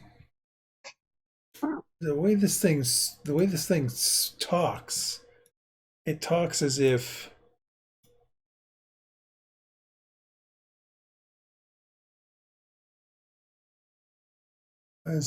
you're automatically restrained, but on your turn you can, if you're hit, but on your turn, what's going on here? This thing did this again, didn't it? Oh, great. Now I can't close the web or anything like that. Anyway, he actually is restrained, it turns out. It's just on his turn he can try to make the saving throw. And of course, That makes it much nastier. I can't do anything here. All right, so that's the end of his turn, except that I literally can't do anything. Oh, what's going on? See your mouse moving. No, that's Andy's. Never mind. No, my mouse, I'm moving. You can see it. Okay, It's just not letting me close anything or go to the next player or anything. Is there a message box open or something weird? Well, nope, there it finally all went. It's something slow on my side, I think, is going on. It's really weird. Something is, oh, it was trying to come back to database for scenes, but I don't have hardly any scenes in my.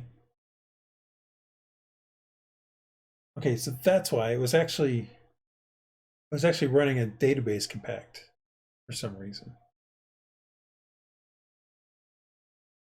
Actually, I still have a bunch of scenes that I probably shouldn't have. All right. Anyway, moved on. So it just took a while. Andal, you're up. Right. I feel the strength flow through me. So you can do a strength saving throw with advantage. Yes. I'm so strong. All right. Well, you are no longer restrained. That took your action. Very nice. Strong like bull. So a bonus and a move. Well, there's not really much else for me to do, so I guess I'll just wait. I'm gonna shoot him next turn. So okay. All right. Kromdar is restrained but doesn't care. He's just gonna attack the damn thing. keep the guns blazing and whatnot.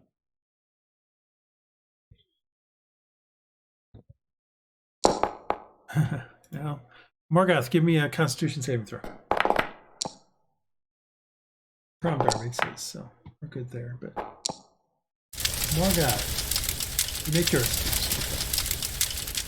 Okay. And the creature takes a bunch of damage as it gets smacked, and then the next creature attempts to. Well, first of all, he tries to see if his web is recharged. It is not, so instead he attacks Morgoth. Tries to bite him. Ooh, that actually might have hit Morgoth for the first time in a while. Morgoth takes a bunch of damage, but makes a saving throw. All right, Morgoth. That's done. Morgoth, it is your turn. He's gonna get it now. Is he? Is he gonna get it? Hiya! I believe you do hit him. -4. What should you do? It should only do 8. All right, 8 is still enough. So it still goes down. It goes down. Anything else? Well struck. No, I don't think I shall be doing anything else. Okay. Silva, you're up.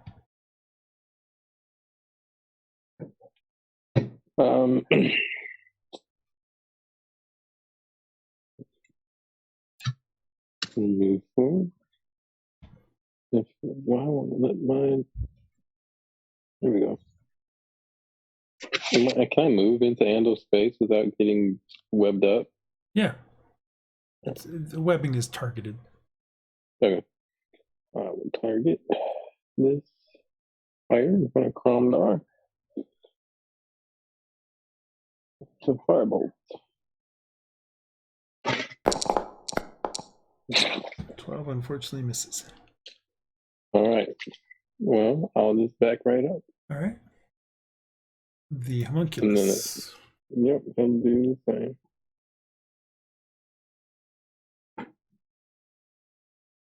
Okay. Wow. I think I need to look at what's going on with my databases because it's compacting databases for a lot of things right now, which probably means everybody's feeling a little laggy. That will hit. Yeah.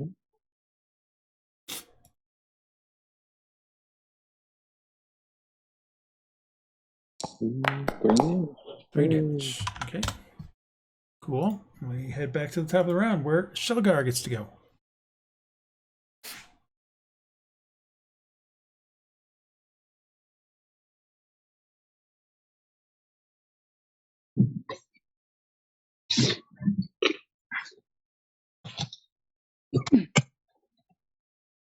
Oh, didn't mean to do that.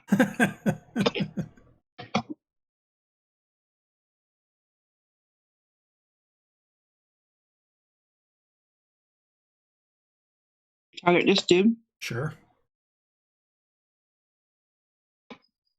All right, new target. Let's see. How tough are you? Well, as tough as the old target. But you hit him once. Ooh, I got a 4 on the human crit die. Ooh. And it's Special. still up as it slams into him. I have remind me next combat. If you say, hey, I want to look at the creature and how it's looking, I am going to tell you, I'm going to start using bloodied again. So if it's at half hit points or less, I'll tell you it's bloodied. Okay. This thing definitely looks bloodied. Don't get me wrong. I just remembered that I was going to start doing that. So because that gives you a pretty quick, easy way to say, hey, it's feeling kind of damaged, and you should be able to see that. Yeah, look, it's leaking blood. Let's shoot that one. Artemis. Yay.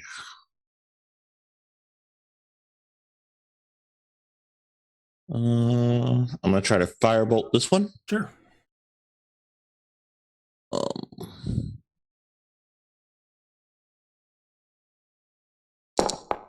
Pop.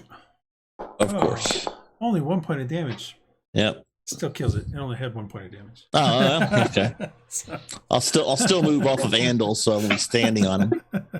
One of those kind of things. So Artemis fires thing, and the thing just lights up on fire, and burns to a crisp as we bring this combat to an end. Can we grab the poison or the venom sacks or something like that?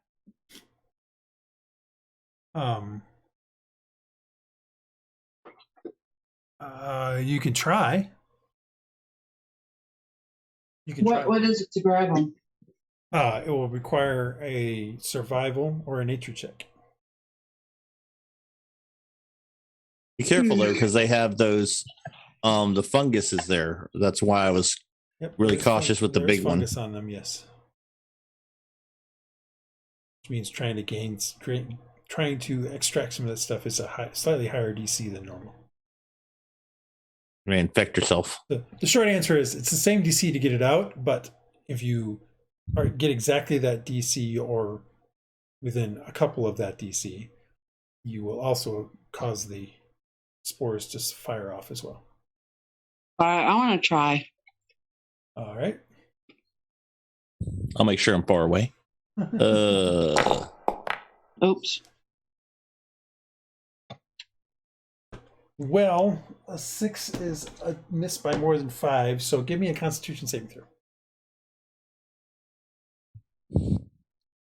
What it's worth, Andy? Oh, sorry, you go have ahead. the poison resistance going right now as well, so I think it's at advantage.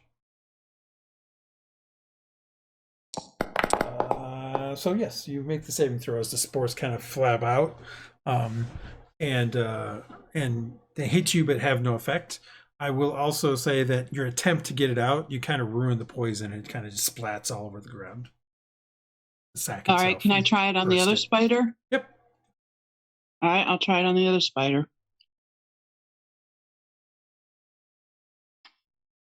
Now I kind of really do. Because you're close.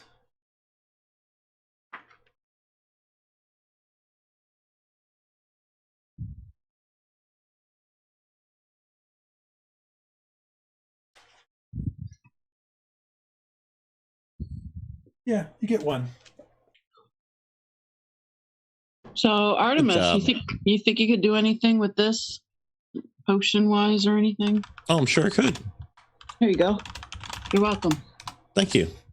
I'll stash it. Oh, you'll be the first one to get the poison. You tentatively grab it from me as you Yes. full of fungi. Yes. Carefully handle it and wrap it up. Okay. Looking around, you can see there are some decent-sized webs and things in here, similar to what you had seen in the past. But the place seems to calm down and quiet off again. And what are you guys doing now? Eventually, Krumdar breaks the webbing. Yeah. Doesn't take that hard to break it. I'm gonna open the door to the north. The door is already open, actually. Oh, okay. Just closing it. See what's in there. Is it standard? What it was in the other one? Broken boxes. In a second, I'm gonna Sure. do something real quick. Loot the bodies. I cast light on another crossbow bolt. I know. That's why I'm gonna do this quick. I'm just tired of it. So looking in there, this is a little different than before. Not nearly as much destroyed. In fact, most of the stuff seems to be I mean, the weapons and stuff you find in racks and things on the walls are rusted, and wooden shafts and things like that are pitted and decayed and things like that. So for the most part, but none of the ceiling or anything like that has fallen in and broken some of the crates and things like that. What you see is what is there. Like there is an entire rack standing on the wall, up on the wall to the right side, which is full of warhammers. They're all heavily rusted, but probably could be salvaged if taken to the correct an armor or weaponsmith. They could probably salvage them. Ahead of you is a rack that mostly has some shields that were wooden, so they're all deteriorated. To your left is a series of pole arms. Again, the shafts are all pretty much broken and decayed, but the blades themselves, while heavily rusted, and you might be able to salvage one or two out of the pole arms. There are two crates there and one barrel. Beneath the barrel, you see sort of the typical black tar-like substance you expect from like an oil or something like that. Okay, I'm gonna I'll step out. There's some weapons in there. I'm gonna start a ritual detect magic. See if any of them are magical. Okay. There is also a door open further to the east there. On Sealgair's there. Oh wait, no, I won't. Here, there's another door. Somebody else wanted to detect magic? Yeah, I can. Because if I do it, then Andy's gonna lose his bull strength. That's actually an hour, so considering how we tend to deal with spiders. It might be useful. Okay. Okay. It wants to target everybody. How do I get out of here? Right. It always targets everything because you place the template. Just alt click anywhere and it should get rid of all your targets. Just don't click on somebody. It's still selected everybody. I know. It's going to no matter what because it Oh, okay. automatically targets when you put down the template. But to get rid of that, you just alt click anywhere. And they should all go away. You don't have to click individuals. You could just alt click and hit an empty spot. And you get rid of them. I did, and it didn't do anything. And now I'm refreshing. Okay. Yeah, no, it's all good. Looking into that spot, you don't notice anything magical. But you can't see into the crates either. Can I check the crates? You'll have to open them, but yes, you can, if you take the time to open them, you can look inside. Yeah, I'd like to take the time to open them. Okay. Yeah, I'll help open if it makes it faster. Big one or small one first? Try the big one first. All right. So it takes you a little bit to crack it open. Inside is a bunch of what look to be basically arrows and crossbow bolts that are somewhat decayed. No magical items that you can see. Okay, try the small one.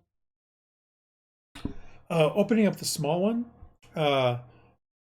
reveals about a dozen metal spheres. Oh, wow. The metal spheres, like what size? Bullet size? Cannibal size? Or about the the size of a grapefruit. Oh, cannonball size, like the grenades we found earlier? Yep. They do not seem to be magical, but they were not magical until somebody put a pellet in them anyway. So. Oh, who had who had the pellets that I can give this to? Anyway, give it away to whoever wants it. Well, how many? I mean, there were quite a few, right? There's a dozen of them in there. Hey, look, there's a dozen more of these things. The aether. We can go. Yeah, I mean, we could put them in a bag or. Can we load those with like oil to make fire bombs? Not that you can see, but I mean, you'd have to experiment. Like it literally is a what looks to be a solid sphere with a crack around the center, around the circumference. That Andal has said the way to work is you put a sphere in the one divot, and then you can turn that thing as some mechanism for timing it. You're not exactly sure how long each of the clicks is. You haven't done that sort of testing, but you do know the clicks do make some kind of timing. Okay. So if you try to put oil in there, you don't know what would happen. It might destroy the mechanism. It might work. It might not. Anybody want to try? Try some of that beer, the alcohol stuff we took. I mean, we could try some. Want to wait a little bit though? We still got stuff to. Yeah. But yeah, I definitely think it's worth trying. Okay. Well, that's my idea. I think we should use it to load it with alcohol and try to boom things.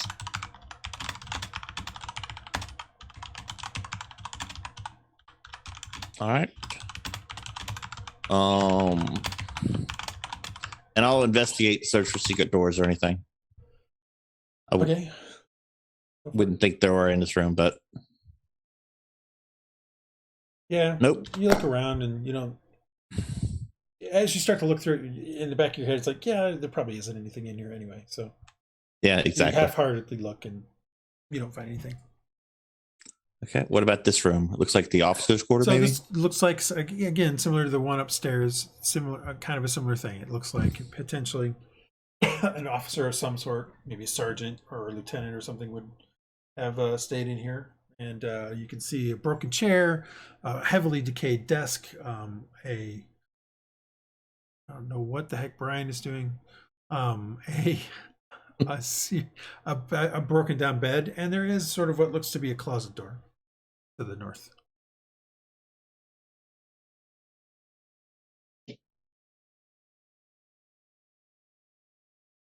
Okay. I'll go open the closet door to the north. opening up that door, you see a closet inside, and in this case, looks to be a wardrobe, a small wardrobe, as opposed to the shelving you found in the previous ones. I will open the drawers and Looking inside, it seems to have been cleared out. Unfortunately, there doesn't seem to be anything in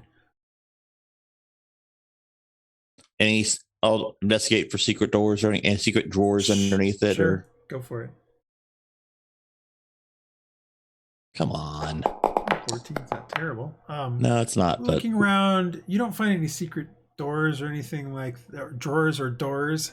But there is a drawer at the bottom of the thing that, you kind of just, as you were kind of looking through it, you didn't see any clothes or anything. But when you pull that open, you do see a bunch of silver roll around in there. There's about 15 silver pieces in there. Oh, I'll take that. We'll take it. And just when you mark Add it to our pile. When you mark it down, note that it is dwarven silver pieces. Just so you I was about to ask. Because you never know if that means it's worth more or less or whatever. Anything in the other room? Looks like a beaten up bed, you said. Yep. A heavily decayed desk. Anything in the desk? Any paperwork? I'm sure paper's be gone. Yeah, papers are pretty much destroyed at this point. You find remnants of what probably was some paper, but that's about it. I'll search the desk also. Yeah, that's what I was talking about. Oh, okay. I'm going to search for it. If you want to search, go ahead. Yeah, okay, that's fine. Yeah, go ahead. Just for the memory. Not trying to stop you. There's nothing secret in there. Okay. I didn't think there was, but just for the record. No, it's fine. So I think we're done. Anybody else do anything? I think we're good to move on. Yeah. Anybody else doing anything? As he asks.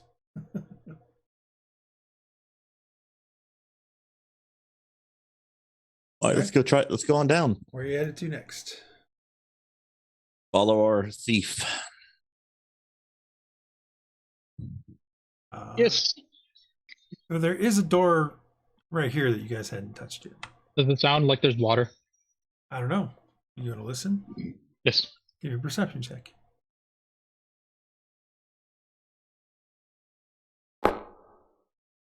Excuse me. There's a very faint sound of water.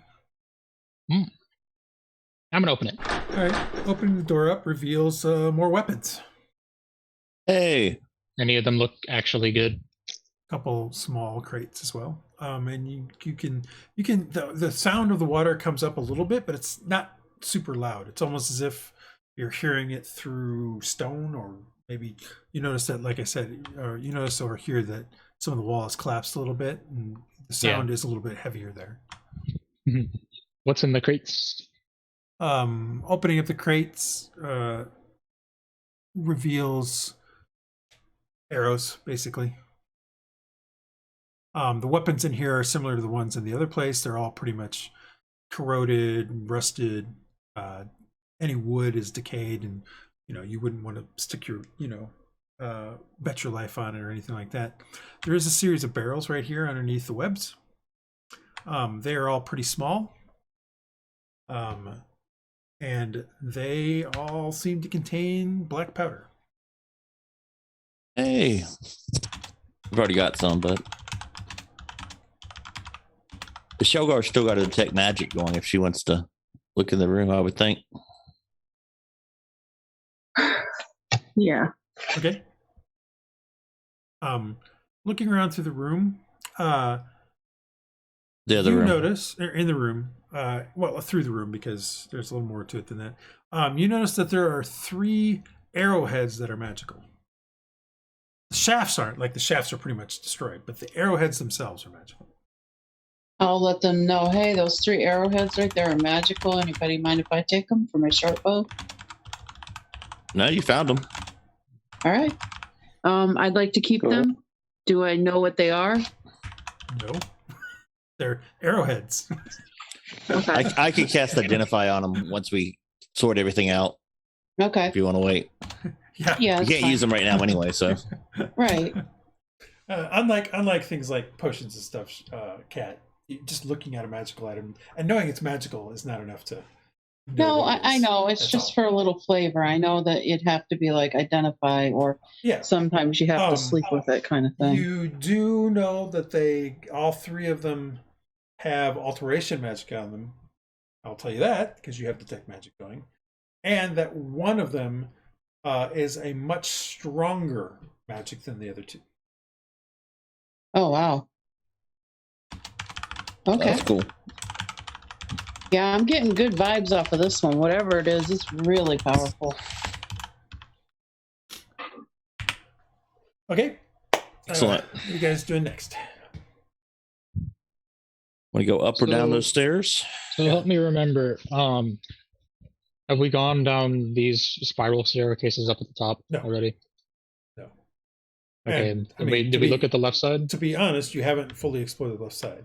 There is a stairs going up here, which you believe is the one that you came down last session. Yeah, I think I've been or on the these stairs previous day. before. But this stairs goes down, and you have not gone down that set of stairs. Well, do we want to finish the floor, or do we want to go down these stairs? Let's finish the floor. All right. Zoom. So you guys continue. Over here. A little stealth. Okay. All right, Cromdar is following behind you. You hear him grumble a little bit.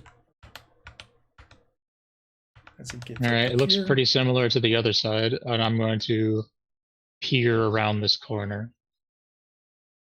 Are there spiders? Give me a perception check Okay. as you look. There are webs. There's always webs. And again, it looks again like a barracks. Oh, nice. You do not see any spiders. That being said, because you rolled a 20, you do hear a light clicking on the, as if it was something's clicking on the floor, kind of echo in the room a little bit, and you don't think it was you.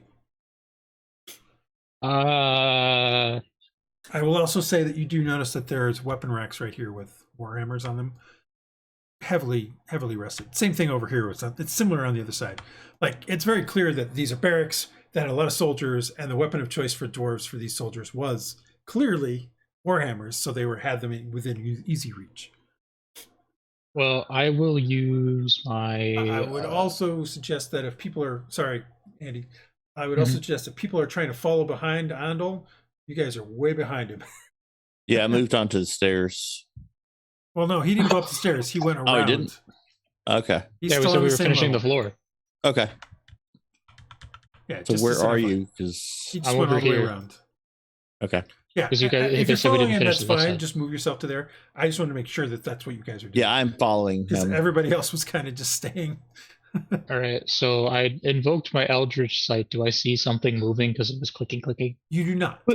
There doesn't seem to be anything moving in this room. You just heard it. All right, guys, there's no spiders, but I heard clicks, and I don't know what they mean. So there might be something weird. So just be We could- careful. We could try to draw him out. But there's nothing here.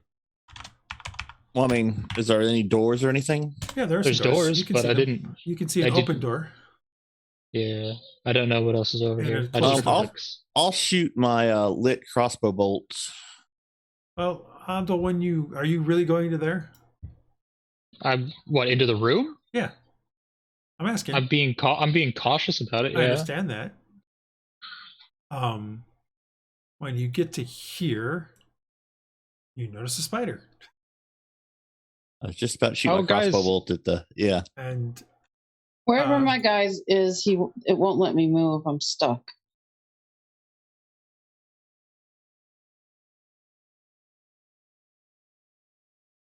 I don't the see you. homunculus is I back don't see you there. anywhere, Shelgar. Yeah, I'm still in that thing. It won't let me move. Every She's in time the room we were in. Oh, It tells me there's a wall when I Yeah, go up because you one, were in a down wall. one, left one. Okay. you were in a wall. That's fine. And the homunculus, I let Brian run. So, yeah, you see this creature. There's another spider in here. Yep, there's another spider in there. It doesn't immediately react to you, probably because you rolled really well on your stealth and you've been trying to stay stealthy. So I would say that you could back off and I'd back up and be like, guys, there's a spider in the room with the door open. Okay. Do we want to? Let's lure it out. Try to lure it out.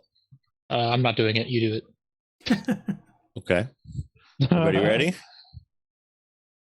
I'll fire the lit crossbow bolt into that doorway. Roll me an attack roll. If you get above a 10, you're fine. You'll be able Okay. to do whatever you want with it.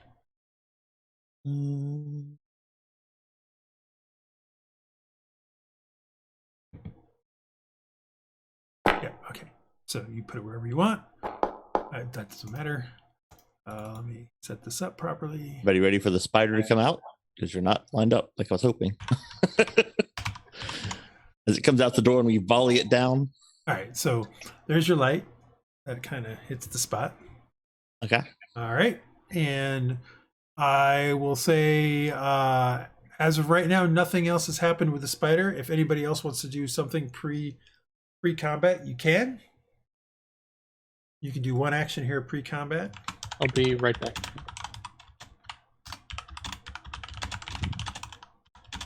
Anybody else going to do anything? You guys gonna line up so when it's gonna come out the door?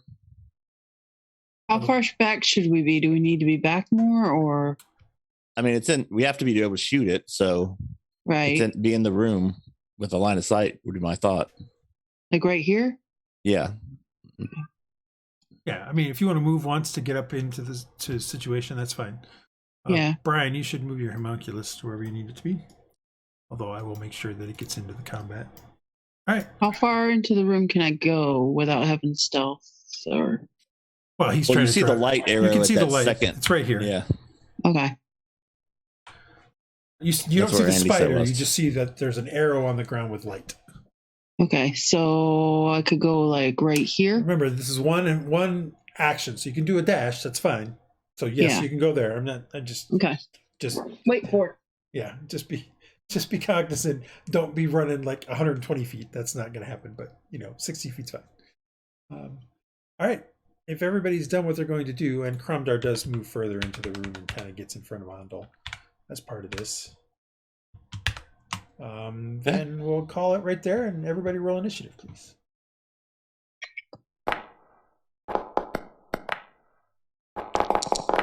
Just waiting on that. I'll roll initiative so that we're set to go. And we will begin combat starting now. All right, Cromdar does get to go first. So he's going to wait and ready in action in case if the spider comes out and he can attack it. He's actually going to have he does have his short bow ready, so he will have that ready to fire at the creature. That's his action. How much time has passed? Is my poison resistance still active, or is it passed? It has not been an hour yet. No. Okay. I need to fix that so that actually, if you had targeted yourself, I wonder if it would have put the effect on you. I don't know because it got used up while it was. My spell's technically on me, so Yeah, no, I know. And yours clearly it hasn't been an hour yet because time Yeah. has been moving. So it hasn't been an hour yet, but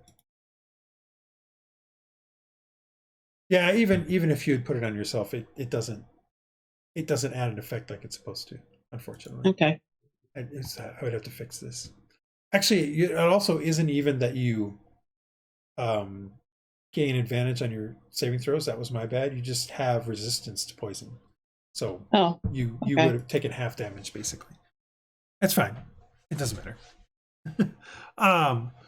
Cromdar went. Morgoth, you're up. Cromdar is ready in action, so. I am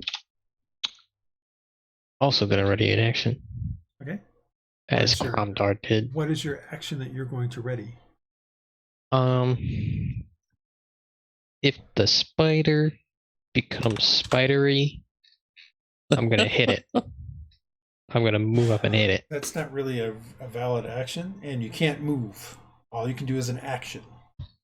Oh, okay. So when you're ready in action, that is your action, and you forego any other thing. So if you want to move, you need to move now. I'll just move right here. And you're going to ready in action what is the action? To attack the spider when it makes itself present. All right.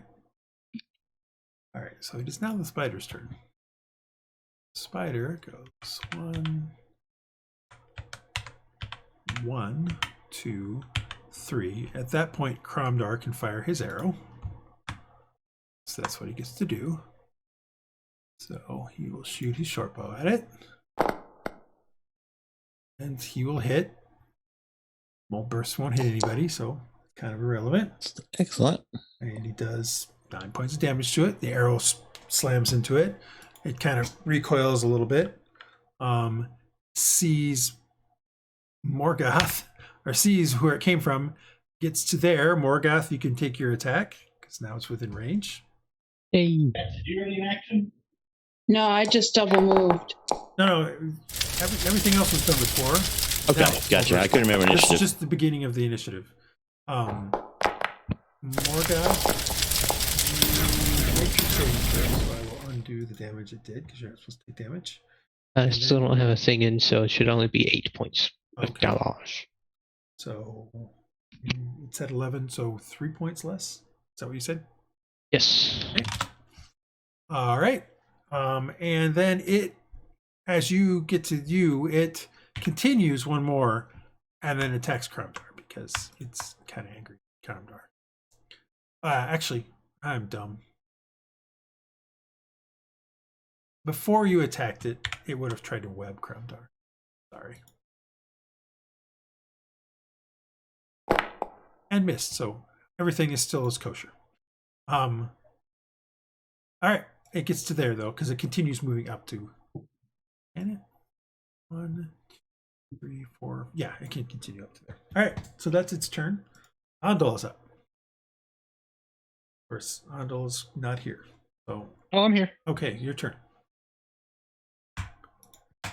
All right. So, anyways, I started blasting. Oh, you weren't here earlier. I did say that I updated your Aether Bolter to actually be working correctly. You will just have to modify it to pick the appropriate pellet ammunition to use. Okay. Just like you normally have to add arrows to it and things like that to your bow. Okay. Same thing here. All right. Sounds good. Well, you definitely hit. And it is now definitely in the bloodied category. And then we'll roll these dice. Yes, you will.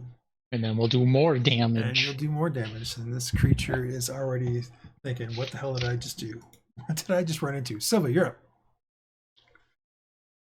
This is a much better way to kill things. It only took you, what, 4 combats to get to that? It's okay, Well, though. You're learning. It's You are really been learning. Andy. Andy's been rolled well that time. He rolled Yeah. his stealth well, so. Yep, you're learning. It's all good. Silva's And- up. And I didn't Yep. get exposed by the light. Yes, that's true. I'm just going to target the spider Okay. with a fire. And You miss. will miss. Unfortunately, sorry. Put your homunculus. You have a, oh, right. So, homunculus. Yep.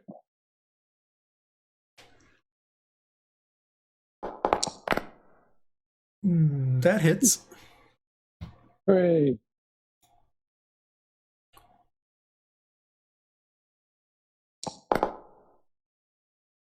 That's it. And the force slams into it, knocking it up against the door, which rattles a little bit, and it goes down. Because that one wasn't too hard. Yeah, when we get the drop on him. Yeah. And that's the end of that combat.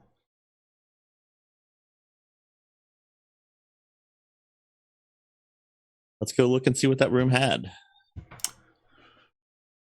Light spell on another crossbow bolt. And I'll pick up this crossbow bolt that was there if it's still usable. Roll me a D4 and tell me odd or even. Pick which one you want it to be able to have it not be broken. Even. All right, roll a D4. Unfortunately, broken. it is broken. Okay. You can potentially salvage the tip of it to put on another shaft, another crossbow shaft, but the Yeah. actual be able to use it again it's broken. Okay. Um, There's my light crossbow. All right. Anything in this room? Again, this looks very similar to the other side, where this is probably like a sergeant's or a lieutenant's office or something like that. Again, sort of dilapidated, heavily decayed desk. I forgot that that this is not just a single bed; it's a bunk bed. Same was on the other side. And I just forgot about that. Okay. It's kind of decayed and broken down. The other side probably just looked like it was only one because it had broken and things Lapsed. like that. Yep. And then there is a door into a closet, similar to the other side. Opening that up reveals a series of shelves, and on one shelf is a wooden box that is partially decayed. I mean, you don't even really have to. It looks like it has a lock on it, but the thing is, the wood is so decayed, you literally can just smash it with the pommel of a weapon, and it just breaks open. Inside is, I'll look up my encounter. Sorry. Inside is there we go. 25 gold coins and two small little onyx gems.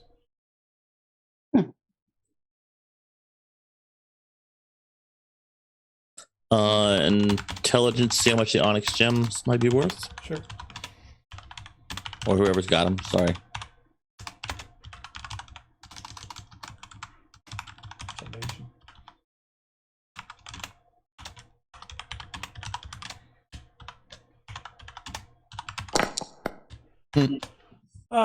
Looking them over, onyx is not your forte. You think maybe you think one is worth about 10 to 15 gold, and you think the other one is a very fine example of onyx and probably is worth 100 gold. Wow. Yeah, we definitely need to have someone else do this when we get to town. I forgot I had muted my thing. How big are they? They're small onyx gems. They're nothing major. Like most gems you find are going to be of the half carat size if they're diamonds, or similar kind of size. And okay, I was asking if they were close to the size of the eye holes of the statue. No. Okay. No, they're not that big. That's just my question then. Silva would try and appraise them if. Well, Artemis just did, and he said they're worth 15. One's worth 15, and the other one's worth 100. All right. I mean, I'll go. But yeah, as long as you know. You can do your own appraisal. I'm just telling you that's what he thought. It's not really my area, but yeah, that's my guess. A good guess. I mean, at least he didn't get a 1, in which case I would have said you are very confident there, 15 and 100. So yeah, I'll give him the hit to her and let her. I am very confident that these are the lost artifacts of Seer. We already did that one. That was we've done that roll. We've done that one. Ooh. Silva, you look at him and you don't think Artemis is right, especially about the one that he says is 100 gold. Maybe these things are worth 25 or 30, something like that. I don't know if I trust her, given her. Can I try to? Can I throw my guess into that? Go for it. We're all guessing and nobody knows. This is fun. It's just straight up intelligence, right? Yeah. You're just trying to appraise it. Oh, yeah. Sealgair. Would a jeweler's kit help? Yeah, if you had one. And we're proficient. I did. If you're proficient in it. I don't know if I'm proficient. If you're proficient in it, then you can add your proficiency. But Sealgair, Sealgair, you look at it and you're like, well, they both look pretty similar, and they're probably worth 30 gold. I got you. Andal will settle the debate. Okay. With his big knowledge. Look at that knowledge. You look at them and you're more along where Artemis is. You think one is not worth a lot, maybe 15 to 20.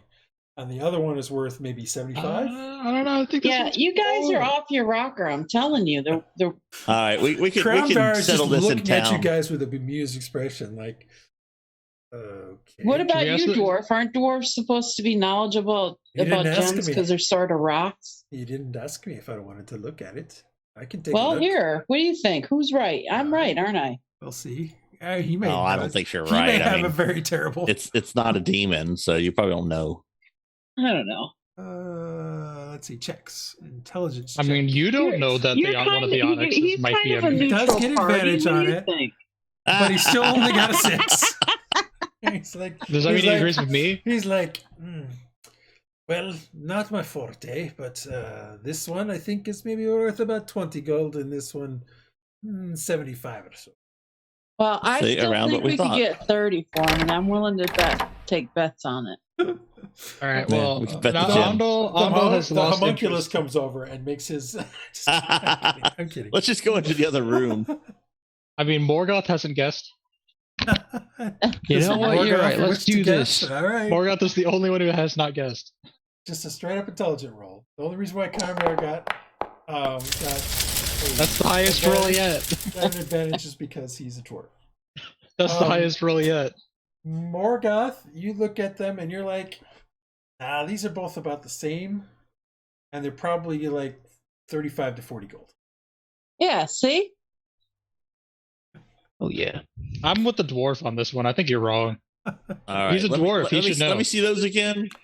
And I pull You out don't- that scroll of appraisal and You don't have a scroll of praise. no, I had that. I'm just kidding, but we do have those 3 scrolls. The one that we found early on. Make it seem like it's worth 25 and 100. Yeah. The 3 that were basically Yeah. all about trying to hoodwink. All about people. money, screwing people. Yeah. I didn't actually don't- do that, but I don't remember exactly. Like one was Nistel's Magic Hour and stuff like that. So. yeah, I've got them all. I've got them all on my Yeah. character sheet now. I wrote them down. Cool. Yeah. So I mean, you found some gems. You found plenty of gems already in this thing. So Yeah. it's sort of making up for the past 3 levels where I haven't given you guys tons of treasure. So, and you're But in a there again, we gotta be freaking. careful. You're in a freaking mega dungeon. So there should be treasure. All right. Well, Andal has lost interest in the gems because he figured out this door is locked, It is locked. and so he's gonna take out his cool little scalpels and try to open. I was gonna say you got your thieves tools. I got my scalpels. Artemis has a lot of faith in you as he walks across the room. John, you're reverbing, you're echoing, so this is an FYI. I'm sorry, what? You're echoing as an FYI. Oh, okay. I don't know if you're close to Cat or something. No, not really. I'm just being loud, I guess. Yeah, that's all good. I was just letting you know. Huh, thanks. Where's the thieves tools? Can I change this thing on this? Expertise. So what did you say the difference is? I don't get double proficiency, or I don't get any proficiency. No, you get proficiency. It's half. So it's just you don't get double proficiency. You get half of your. So Let me I will phrase that. change. You still have expertise. It's just Oh. that you only get half your. You get half your proficiency bonus. So if I change it to be proficient, it'll do this. It'll do what you. Yes, it'd be the you're saying. equivalent of it. Yes. All right, I'm changing my thing real quick so I can just use that instead of having to roll stuff. Yeah, that's fine. I'm just letting you know. Like, if you get regular thieves tools again, you're back to being expertise. It's just. All right. That looks right. You hear it click. All right, I will now examine the door for traps. Too late now. Well, what if there's a trap on the door handle? Then you If would I have open tripped it. But I didn't open the door yet. What if it's on the door opening as opposed to this? Fine, go ahead. You can look for traps. I will look for traps. Okay. Yeah, Sounds good. you can tell that I play this class a lot. Yeah, clearly. Oh, nice. There's clearly no traps. All right, nice. I mean, for a second there, you thought there might have been a tripwire on the doorknob. Remember what I said, right? Then A tripwire on the doorknob. on the doorknob. But It's a Hey, mimic. Cromdar, come open the store. realize that all it was the piece of wire that you normally use with a pick, but in this case with a scalpel. You just realized you had accidentally left it in the lock. Ah, well, I'm going to grab that then because I need that. And I'm going to open the door. All right, you open the door, and inside is more weapons, more decayed weapons. Oh, but those weapons look really nice. Well, because I don't have a decayed weapon symbol that I can use in my map makers. Ah, But that's, yeah, so a bunch of weapons that are all kind of decayed. The wood's pretty much decayed beyond repair. A lot of the metal stuff is just rusted. Like the one thing I guess I'm not making clear on any of this stuff is that even though the metal is rusted, that doesn't mean you couldn't take it and potentially melt it back down and sell it to somebody as ingots or something like that. You could. I'm just in its current state. It's just you wouldn't be able to use it as the weapon it is. It's either rusted and pitted, or dulled or whatever from age. There is a couple of unbroken crates and a single barrel. Does anything look magical? I do have my side on still. Nope. Okay. What's in the barrel? Opening up the barrel, you find it to be empty. Oh, nice. Occasionally, there's an empty barrel. Is there crates in here? I forget. Based on what you look like in it, though, it either probably had tar. Well, it probably had tar in it at one point, but it's clearly empty at this point. Nice. Were there crates in here? I forget what you said. Yeah, there's 2 crates in there. I'm gonna open it. Opening up the biggest crate, you find a whole bunch of half spears, but again, deteriorated shafts and things like that. Very nice. Nothing magical. Opening up the smaller crate reveals that's a good question. What does it reveal? A mimic. Opening up the smaller crate, you find that it's got a dozen. Well, what you can see initially is a dozen kind of like square spots for everything with flasks in them. Interesting. You would have to pull the flasks out to see if there's anything in them. I'll take one of them out. And you can see flasks, like a dozen kind of things. Pulling out one flask, you look at it, and it has a kind of a shimmering red liquid in it. Hey, Artemis, there's flasks. I know how much those are worth. Okay, go in there. Looks like healing is the standard red shimmering. Well, I mean, that's what you think. Okay. I'll take a little sip on it and see. Give me a quick knowledge arcana, but double your proficiency. Okay.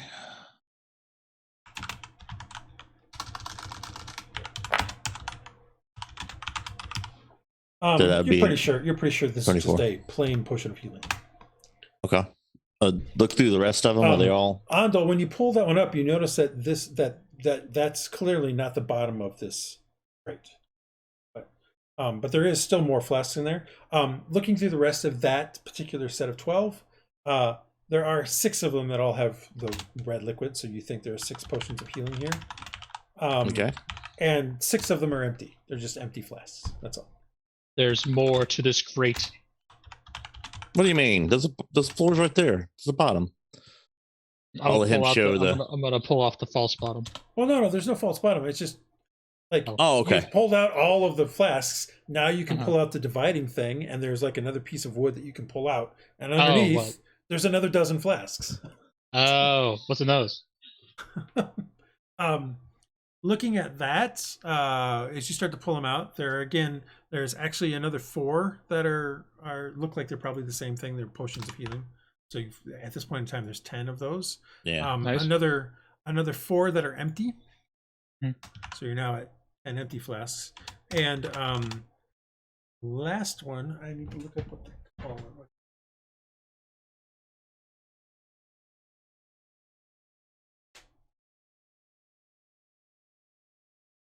second.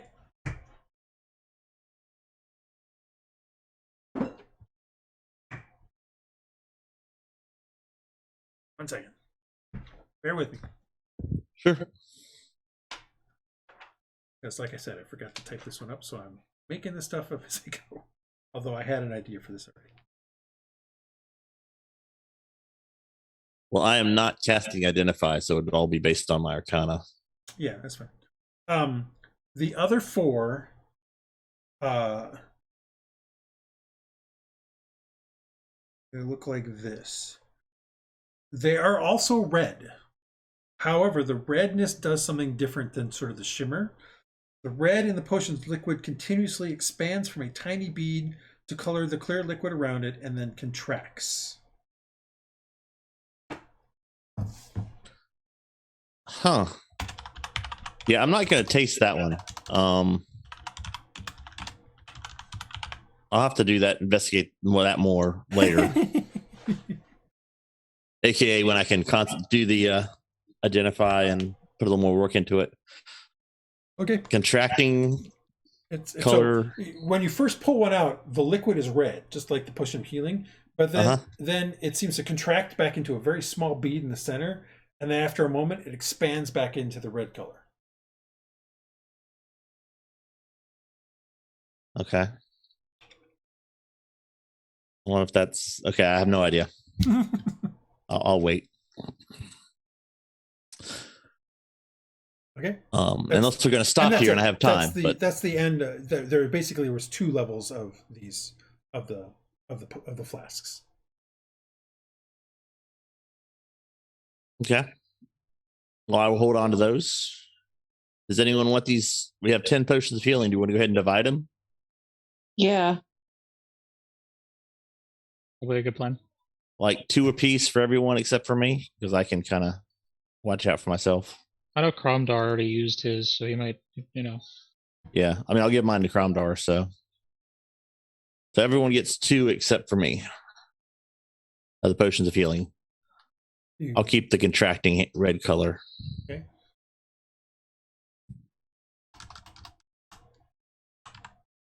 All right, so I'm going to add 2 to Cromdar.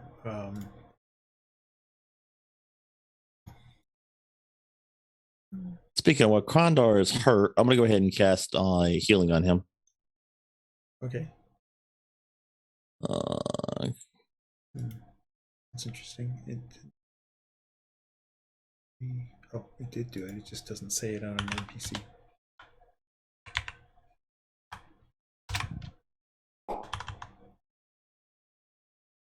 Well, that wasn't overly impressive. It's okay. Anybody else need them? For the love of God, it's doing it again to me. It's compacting databases, and so stuff is not closing. Give me a second. There we go. At least now I know what's going on. That's always a good thing. I can provide. Let me drop these onto everybody real quick. I guess once the game is done today, I'm going to have to figure out why it is compacting all the time. Not a weird scheduled thing, is it? No, it's not. It's just something weird is going on. All right, so we got 1, 2 here on. Oh, I just gave you 2. I'm sorry. Let me edit that real quick. Artemis. That was not what I intended to do. That's fine. You should have 1. All right, so I'm Andal. 1, 2. Silva. 1, 2. Sealgair. 1, 2. I can wait for a second. Yeah, no problem. Already got a Morgoth. 1, 2. All right, everybody should have some healing. Why did it not?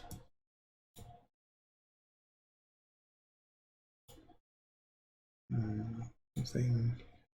Why is it not doing this right? Make sure you got 2, because for some reason it's definitely acting weird. So, in case, yeah, Sealgair got 2 for sure. Andal. Yeah. Looks like I got 2. I'm pretty sure okay. I got 2. Yeah, Well, I got had 2. to fix yours, Morgoth, that's why. All right, so you guys have that, and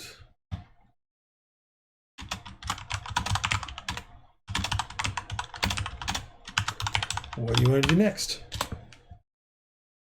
Again, similar to what you saw on the other side, there is a stairwell that goes up and a stairwell that goes down. All right, well, you guys want to go down? Because I'm pretty sure up is where we've been before. I'll open this door. Oh, yeah, sorry. That door looking inside is a heavily collapsed ceiling into a series of crates. Well, can I get over the debris and open the crates? Maybe. You can get I'm over gonna the try it. debris, yeah. There are many crates in here.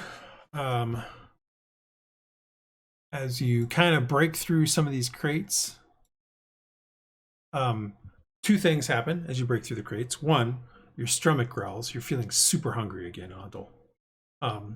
Two, you're able to get some of them open. Like I said, over like this one here, it's under a massive piece of stone, so that's not happening. But some of these over here, you're able to get in.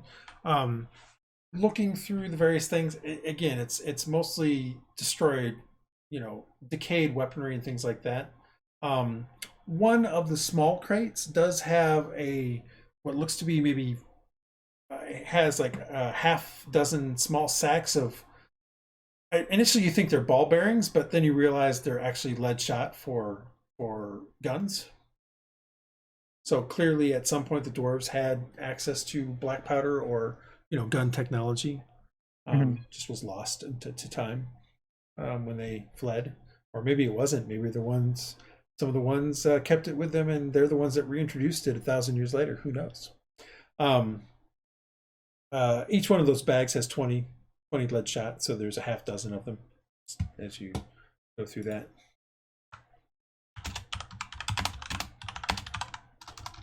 And then the only other thing you can get open that isn't smashed, like it's very clear that under some of the smashed stuff there's some glass and stuff like that, so there probably was another crate of potions of some sort.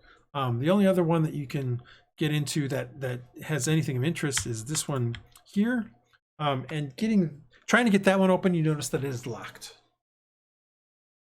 I'm gonna try to open it. Actually, I'm gonna perception the box.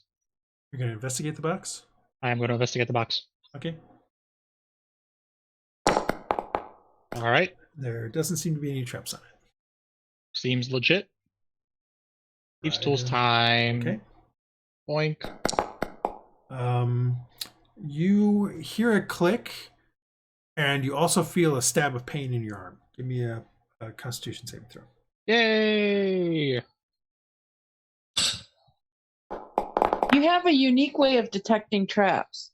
Yeah. All right, so you take 4 points of poison damage. Ow! Oh, I'm sorry, 3 points. I'm sorry. It's round down, so 3 points of poison damage. That wasn't bad. And you're able to then open it up, and inside you see an interesting sight. You see what looks to be sort of a felt lined inside, and you see two swords that look pristine. Mm-hmm. One each kind of set in there. Well, you see the hilts. The hilts look fine. The blades themselves are wrapped in a scabbard, in a very nice scabbard. Mm-hmm. Do you have your magic vision on? I do. The two swords are magical. Woohoo! Is it worth the poison to get magic swords? Guys, I found more magic swords. These swords look like they'd probably be the equivalent of a longsword for a dwarf, but for a human-sized or something like that, it would probably be more probably short sword-ish. It's hard to say. Like, dwarves are 4.5 feet tall, so it's not super out of the range. So you could probably use it as a short sword, or as a long sword, I mean. Well, I'll bring them into the room and be like, guys, these are magic swords. Do they look like they're a set? The hilts look similar. The hilts are wrapped in sort of a black leather, and on the end of the pommel is on one is sort of a lion head, an open kind of snarling lion head. On the other is a bear's head. Is there But places they do for look pellets similar on in these? make. No, there doesn't seem to be any pellets. Can I roll history to see if there's any type of famous sword that would have that? Sure. I mean, I know it's forever ago, but Yep. No, I know. It just means that the DC is super high. That's all it means. yeah. Nothing comes to mind. Okay. You can always try, but nothing seems to come to mind. Well, who I could identify them. Try. It'll just take 20 minutes. Arrows? Could also try. Well, I the mean, arrows, each time it's going to take 10 minutes for each object. Right. Identify. Well, you can take an hour and identify everything. And if you guys want to wait Also, here, remember, we can continue. last time you guys found like that rapier and dagger set, that definitely was a set. I don't think you. I don't remember if you tried to identify it or not. We did not. So We did not. I'm holding onto them right now. yeah, somebody still has them. And there was also do. the I got staff. the staff, and The I did. staff you did get that. identify, and I did tell you that was a staff of thunder and lightning. Yes, and I'm holding on to that, but I have not. I haven't bonded with that yet. Nope. You guys haven't taken a long rest since. Well, do we want to continue, or do you want me to identify the swords? Do we need a short rest? If you guys want a short rest, I'm okay. I could use some hit points back. Okay. Right. Well, if you guys want to do a And- short rest, I'll identify what we found. Yeah. I'm fine for a short rest. I'm hungry. Yeah, you're feeling super hungry again, Andal. Yeah. And you actually notice as you kind of come out and you guys are having this discussion, you notice that Cromdar is chomping on some beef, some of that jerky again. Do I notice this? I mean, is it unusual eating or just eating? Well, remember when you guys got up this morning, the two I of remember them they were like ate a starving. full day of rations in that morning's breakfast, and here it is, 4 or 5 hours later, and Andal's like, "I'm starving. Let's take a break," and Cromdar's chomping on jerky again. Can I do a medicine roll and see if there's any type of infection that would do that? Sure. That I know of.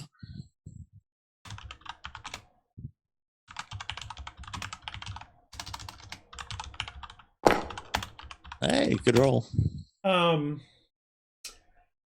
There is nothing. Well, that's not true. You've heard of certain parasites and stuff like that, like tapeworms and stuff like that, that make people really, really hungry. What is the treatment for that? Would I have to? Yeah, that you're not 100% sure of because you're not necessarily a medical guy. You know Right. there is a treatment, and you're pretty sure if somebody were to tell you what was needed, you What could probably mixed make together? it. Yeah, you could probably make it. You just don't. It's just not something that was really necessarily taught to you very much. Mostly the reason why you know that potentially a tapeworm or something like that is a possibility is because you overheard it in passing. It's not something you studied, per se. That being said, as an alternative, you think maybe a cure disease or something like that might also do it. Like tapeworms are a parasite, but that might excise it. Maybe a lesser restoration that might excise it.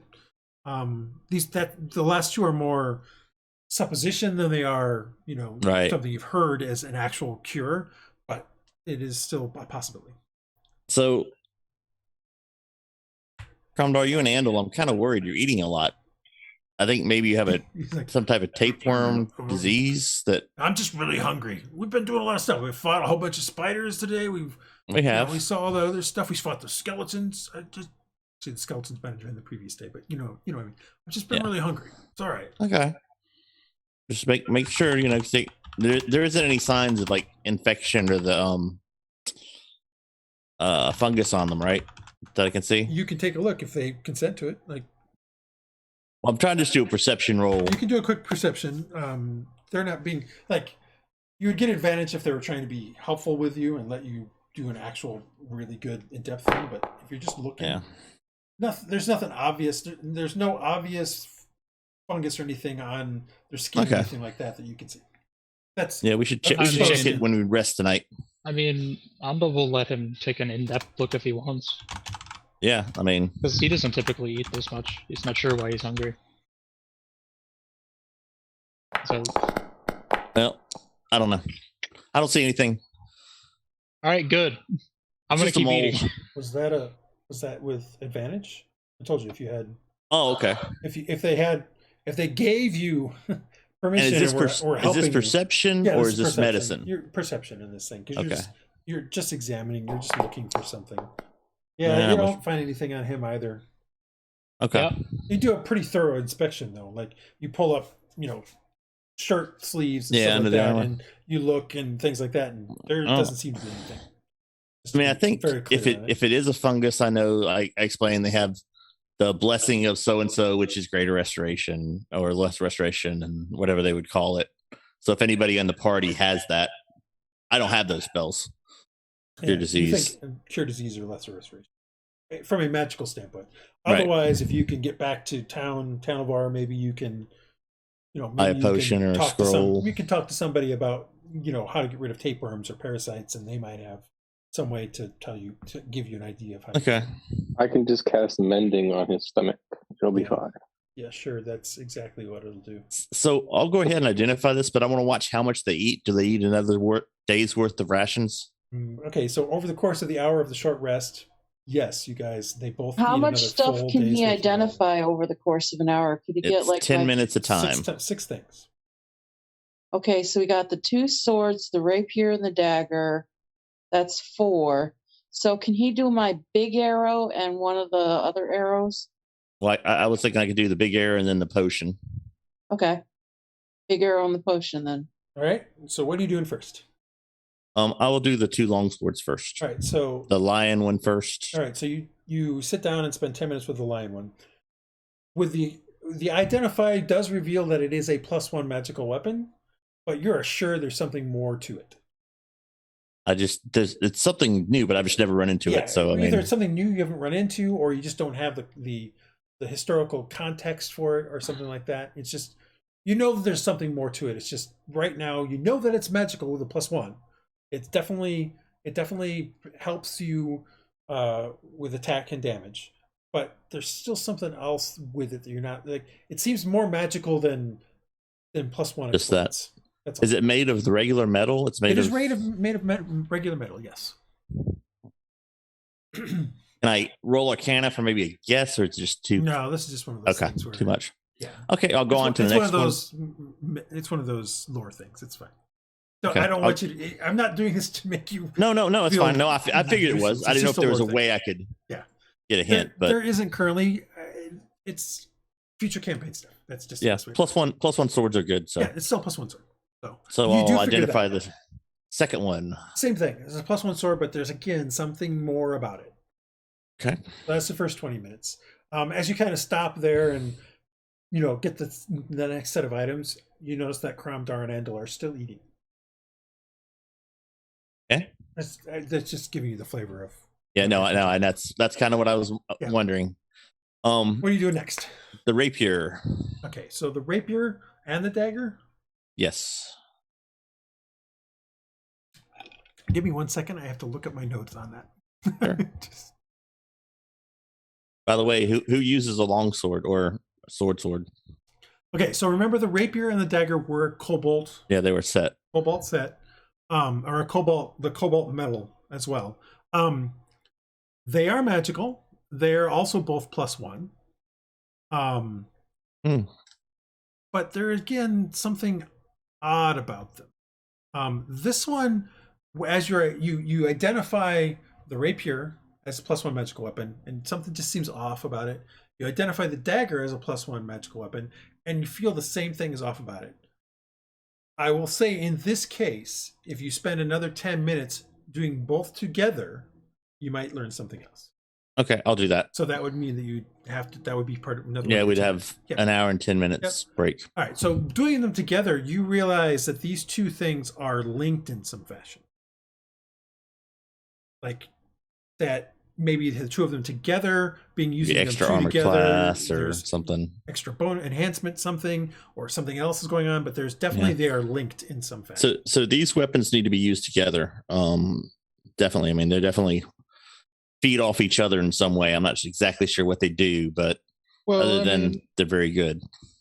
Andal will take them and start practicing with it, I guess. I mean, he doesn't do 2-weapon combat, but he'll see what it feels like. Okay. Well, I mean, there's no skill in it now. You can use it. It's just you don't get to use your proficiency if you don't have that skill for the second weapon. Yeah, offhand. Well, he'll just mess around with it for a bit. You can always use the offhand weapon as a bonus attack. You just don't gain proficiency when you attack, and you don't gain, I think, strength to the damage. Yeah, you don't get your bonus damage. Yeah, I would have to look it up, but you can always still do that second offhand attack with a light weapon. He's just gonna mess around with it for a Okay, bit. so you start messing around with it. Okay, so you're now at The arrowhead. 50 minutes. And Yes. you notice that Andal has finished eating a whole day's ration, so make sure you cut down a day's rations, Andal. And Cromdar is still munching on some stuff. You're going to look at the arrowhead. All right. Yes. So the strong one. The big one, yeah, Yep. the strong one. Well, it's the same size arrow. It's arrow. But yeah, the one she said that was stronger. Magic. All right, so you spend the 10 minutes, and you find that this is an arrow of slaying. Oh, that's badass. The type of creature is, and this seems odd to you because it takes you a little while to. You're like, no, that can't be it. And then you do it again. You're like, no, that can't be it. The type of creature is myconoid, fungal creatures. So possibly the spiders if they're turned enough. Maybe. So yeah, I mean, I'll tell you, it's arrow of slaying. An arrow of slaying. Do I know what it does? Basically, well, an arrow slaying does is a saving throw and saving throw does and a ton of extra damage. Yeah, extra damage basically. So yeah, I mean, this is well worth it. And these are arrow of slayings are things that you don't see a lot of. Like they're usually crafted for a particular thing. They're very, very rare items. Typically with an arrow slaying, if it's a creature belonging to the type, race, or group associated with the arrow, takes damage from the arrow, the creature must make a Constitution saving throw. Otherwise, it takes an additional 60-10. Wow. Damn. On a failed save, or half as much on a successful one. You guys think maybe that's not the voice? What is whatever? You guys think maybe it could be that what part of what drove the dwarves from this keep is the fungal creatures. That's why we have a arrow of slaying for that type of. Oh, I definitely think so. I mean, that was why they had those bodies and they seemed to be investigating the ones in the medic. I mean, where we rested. I mean, I would think that's I agree. Let me check this last potion, and then I think we should talk about where we're going to go next. It has been an hour. You guys can take your short rest and do your hit dice if you wish. Are they still eating? Andal is pretty much finished. Cromdar kind of finally stops as well. Can I do another perception roll while he's to see if I notice anything about him? Nah, not at this time. I think Okay. it's a little too early. Like you've been watching them, but nothing like that. Nothing different. There's no change to any of the stuff that they've been doing. Like they ate a lot of food. Now they seem to have just stopped for a bit. So now the potion. Okay. You spend 10 minutes, and at the end of the 10 minutes, you realize that you're like, oh yeah, this actually is kind of obvious. It's a potion of growth. The best part is I have that power already. Yeah, I'm sure you do. Well, I really should have known that. But it seems kind of obvious on, hindsight 2020. You're like, oh yeah, it goes smaller to bigger. Yeah, they might want a potion of growth so that they could, enlarge and attack things and stuff like that. It seems kind of like a thing for, a dwarven army to have. That makes perfect sense, especially when they fight giants and stuff. Exactly. So, yeah. That's why I say you kind of like go, oh yeah, that makes total sense. That's a duh. So yes, you guys have identified those items. Okay. So what do you guys think? Should we start?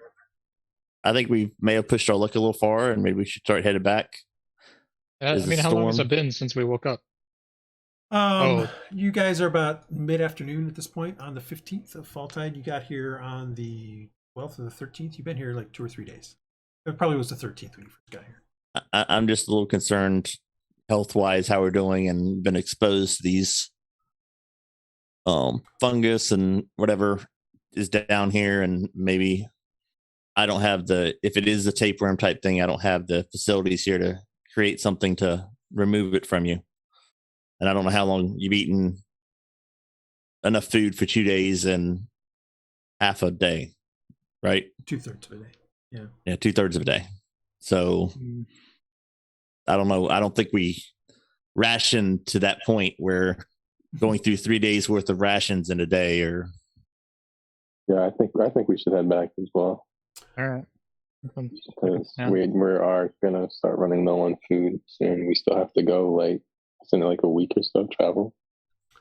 I'm about far. Like 3 to 5 days, but you didn't have snow the first time. I think it was 3 days. Exactly. It was 3 days, but you don't have snow the first time. Remember, So it was we're a gonna have day to go to get back, to the. so. It was a day from Tanylvar to the first spot where you rappelled up over a waterfall. It was a day from there to the pass that took you over into the Crescent Valley. And then it was only really probably a half day to get to where you're currently at, but you spent a whole day because of everything you were doing with the orcs. So Right. it's probably about 2.5 days total, but you ended up spending 3 to get here.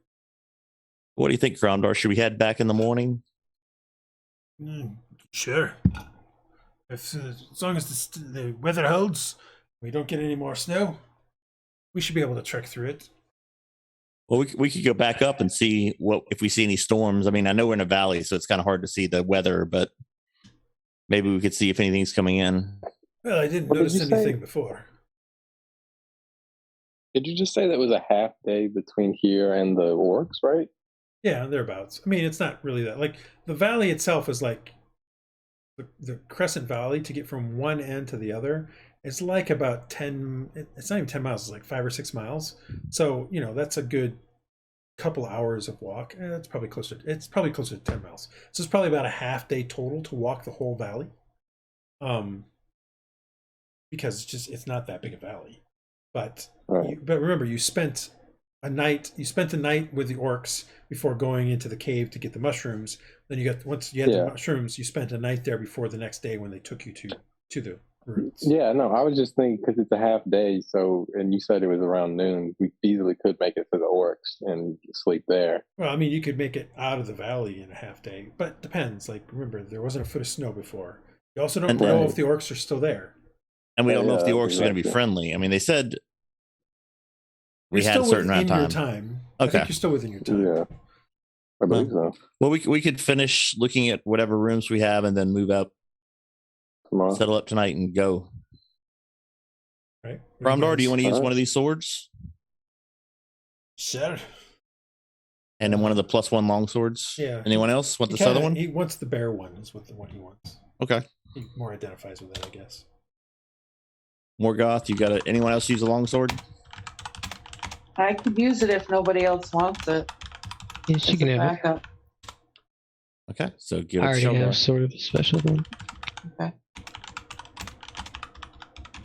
All right, so let's finish exploring. All right, you guys headed down? Is that Yeah. headed down these stairs here? Yes. All right, heading down those stairs takes you to. I should have. And Kat, you have the arrowhead, of course. Forgot to put you guys in here before I activated. I'm sorry.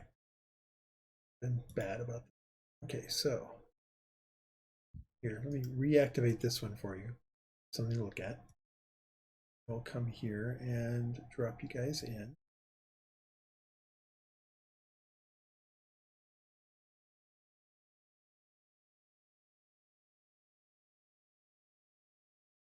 I'm not putting in the other guys yet. Other guys meaning your right, familiars or other things. Yeah. Do you want me to go ahead and? Not quite yet. Okay. You guys want to go downstairs? Yeah, no, Yes. I just need to activate it. Is all. Let's go downstairs. All right, so you guys come down the stairs and come out into. That's the next thing I forgot. That's the last to happen. This is a big room. Yeah. Come out into a large chamber and looking as you come into it, you can see that there are 2 rusted pots on top of some what you think are large, like rather large braziers. You can see black smudges and dirt kind of all over the floor, some of it in sort of splashlight patterns. And as you're kind of looking around and the light comes up, you notice holes in the floor. Okay, be careful of those. They're about 1.5 feet by 1.5 feet, something like that. They're They're obviously they're very obvious to you if you have light. If you didn't have the light on, they'd be very dangerous. But given the fact that you have light, it's pretty obvious. Do they look natural? Yeah, they kind of look like somebody made them in the floor on purpose. There is some part of the ceiling has broken through. There's a couple doors on either side, and you can see sort of an alcove, and you can see some arrow slits up here to the north side. Are there any bodies in here? There are, right? That's even actually looks like to the south. There is shields and stuff, broken shields and things, but there are no bodies in here that you currently see. No.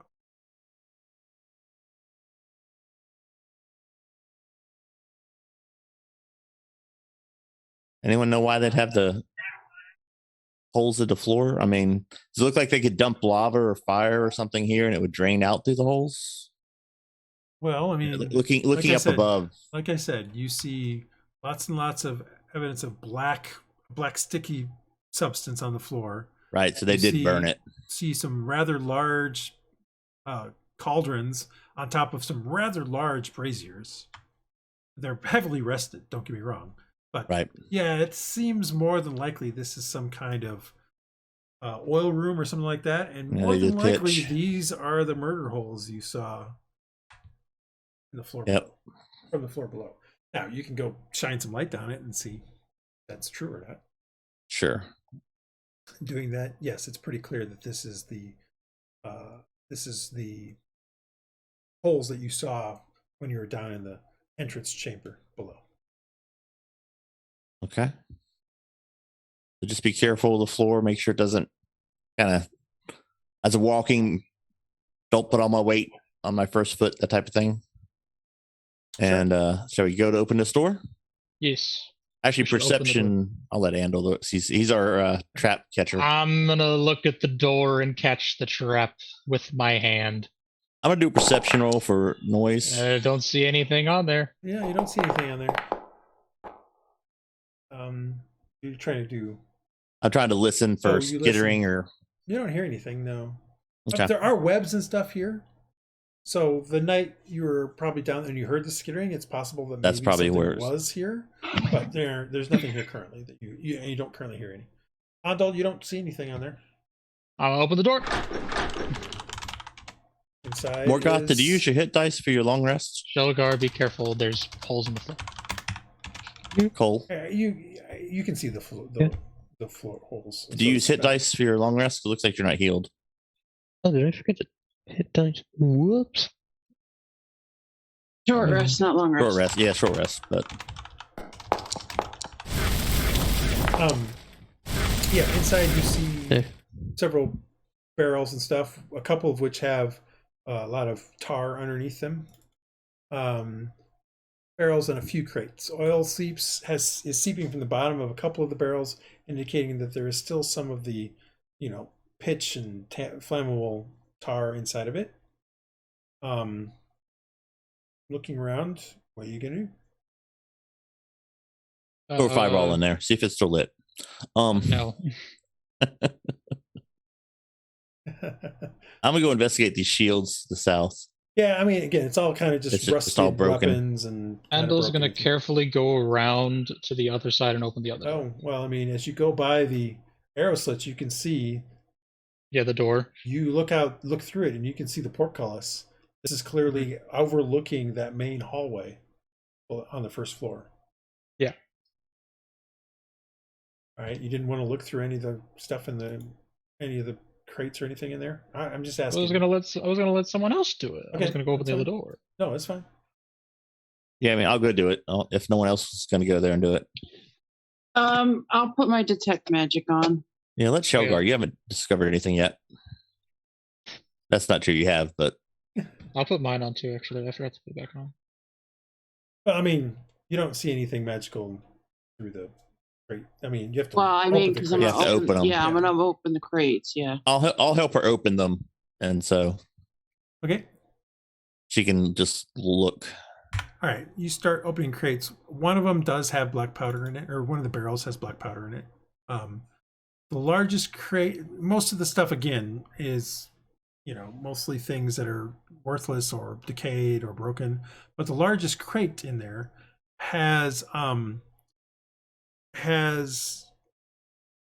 6 of those smaller boxes, which when you open it up are those aether bolters again. But there's something off and something different about these.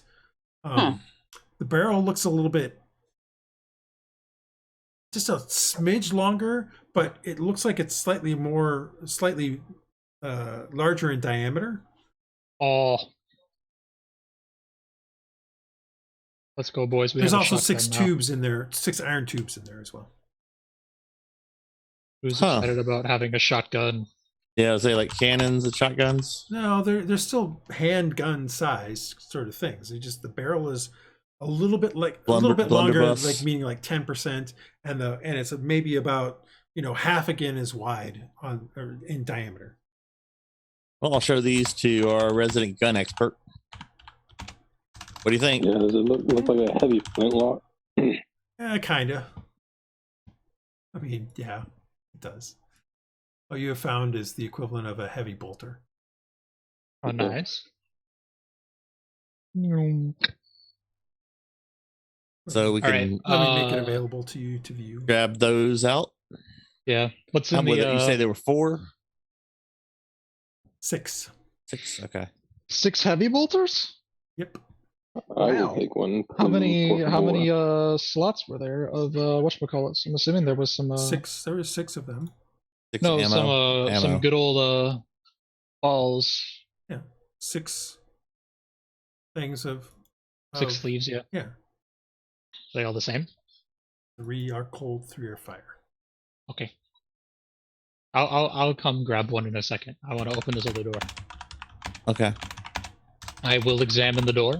I'm gonna pass because I think I'm carrying enough as it is. Let's go, boys. I have gotten the same roll on like 5 perception checks for traps. Well done. I have rolled 5 a lot. Doesn't seem to have any traps there now. All right, guys, this door is definitely not going to blow up. I'm gonna step back. Looking in there, again shows tines of tar and oil in the barrels, as well as several crates. Can I go through the stuff? Go through the crates and crap? Sure. So open. You want to get a resident magic? Oh, you have magic detection too, right? I do have it. Most of the crates contain decayed arrows and bolts, although one large crate contains 10 aether bolters. Aether bolters? Yeah, 10 of the bolters. A normal size? Yep, the normal sized one. So there's 10 more sleeves of 5 sleeves of pellets, not 10. It's 5. What color are they? Force, lightning, cold, fire, and acid. Q. And then you find one other crate that contains another dozen of the aether bombs, as well as a dozen of the multicolored pellets. Well, so I'll maybe definitely pick up on some of these. Yeah, so maybe we should take the ammo, not pay as much attention. Although bolters are good, but I was going to take the ammo. Everyone should probably have at least a single bolter, just because this way everyone can use them. And then I think this is fire bolts. This is the I think this bomb crate I'll take with me, just so I can take a crate of bombs with us.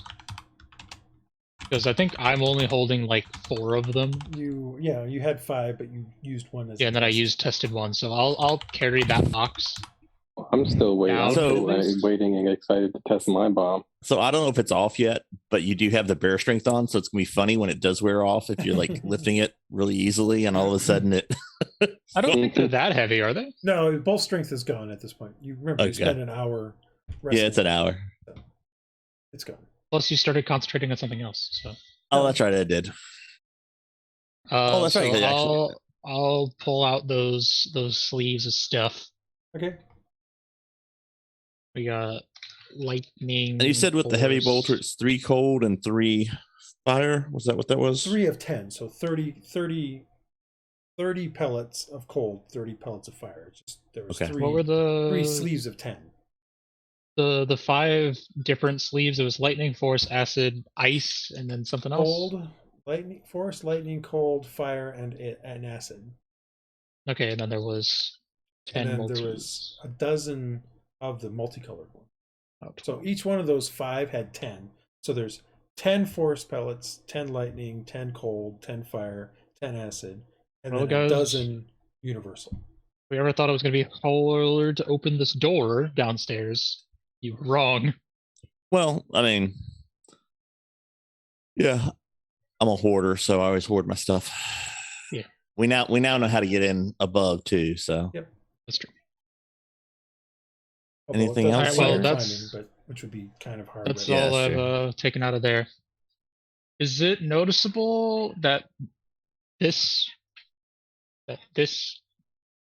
looks different from the rest of the markings on the ground? Yeah, that's one of the murder holes. You can see through to the floor below. Oh. I'm no longer confused. Murder hole, murder hole, murder hole, murder hole, murder hole. I got murder that hole, part, murder but hole. like that's one of the only ones with the design that's underneath that hole, so I was confused. Oh, well, that's because when I made the map, I literally layered the map over the map below it, cut out the holes, and re-rendered the map. So you literally are seeing exactly what is below. Yeah, on that the makes map sense. below. I That's just was cool. confused for a second. All right, well, looks like there's stairs going. Is that a stair going down in the north? The stairs in the west? north are the ones going up. All stairs at this floor go up. Okay, so there's no way down So- into the main chamber. Yeah, so we'll have to go out no. the other way. Actually, that's not true. These stairs do look like they're going down as well. The problem is that they get choked off really quickly. So, shall we basically, go up? we're gonna have to go up to the Well, next floor did and then you- back and you- down the other way. Did you open this middle door? You did, right? Yeah, this door's been open. Okay, That's it where you was shut found on my the map extra for some reason. bolters. That's where I found the other pellets. That's what I thought. It just was shut. Maybe you shut it after you. That's what I was. Oh no, I didn't do that. I must have I might have clicked it. Let's go get more stuff. Loot, loot, loot, loot, loot. We love stuff. All right, you guys head back up. Yeah, we're gonna have to go up and then back down.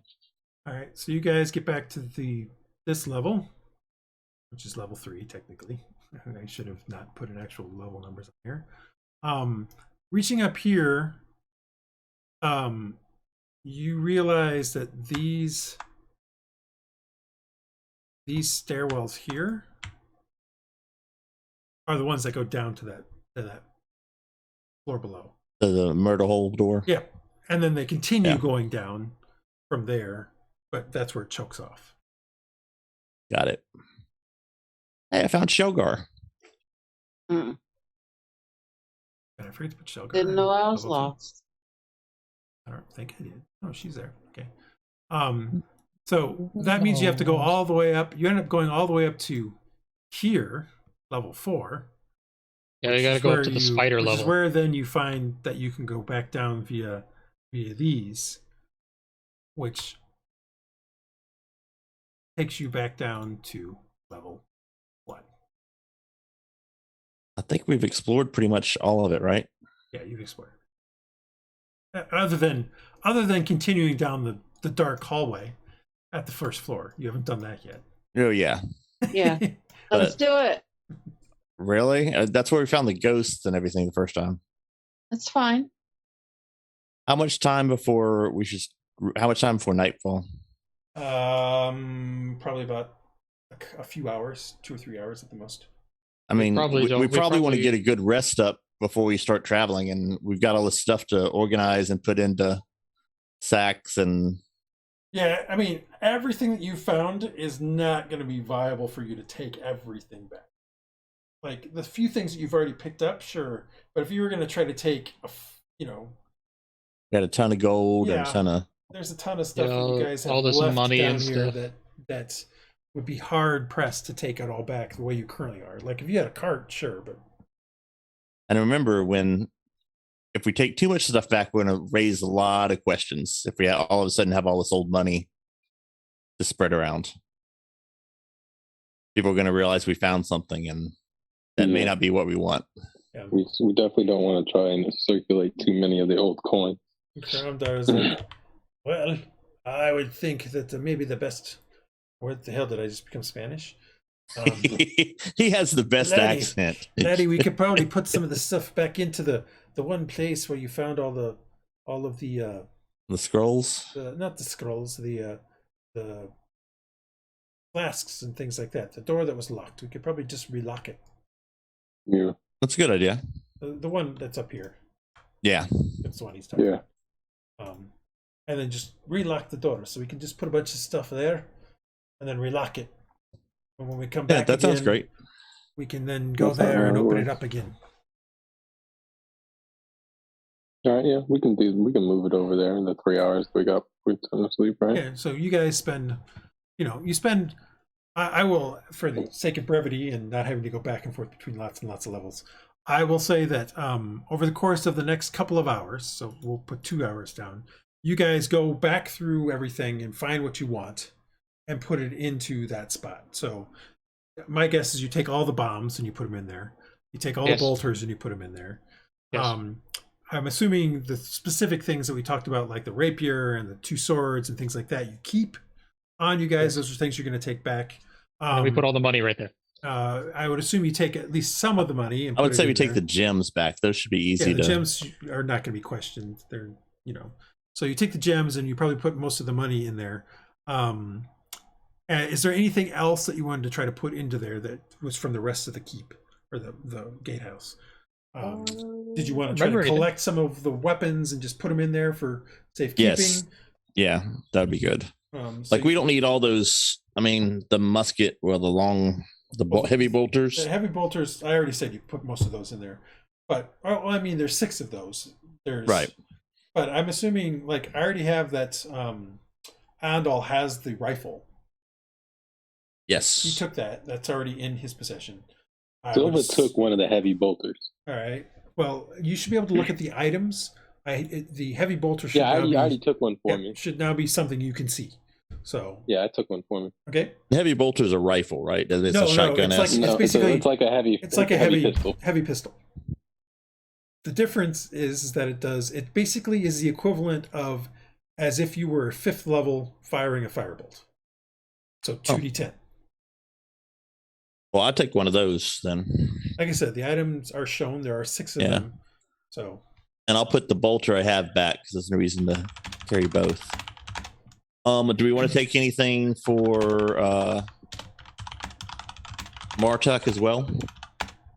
Well, we also got to take some for the other dude. Yeah, that's what I'm saying. If we have enough for split them up.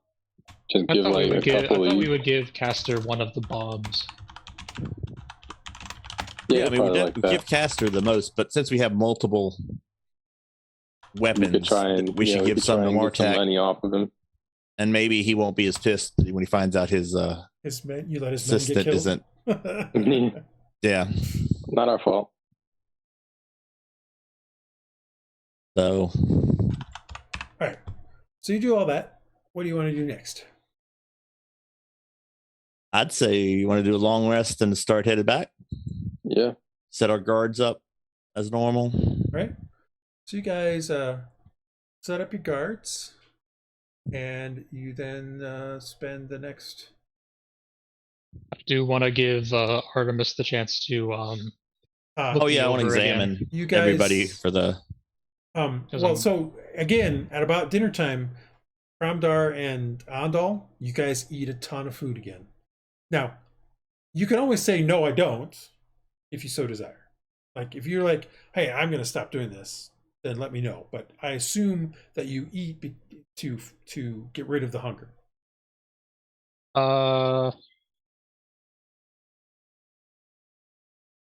Andal will try to have his food intake this time.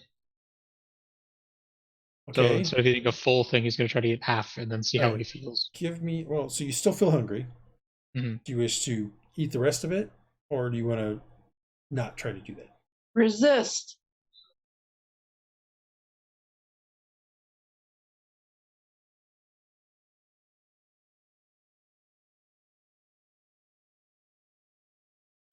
It's just not a trick question. We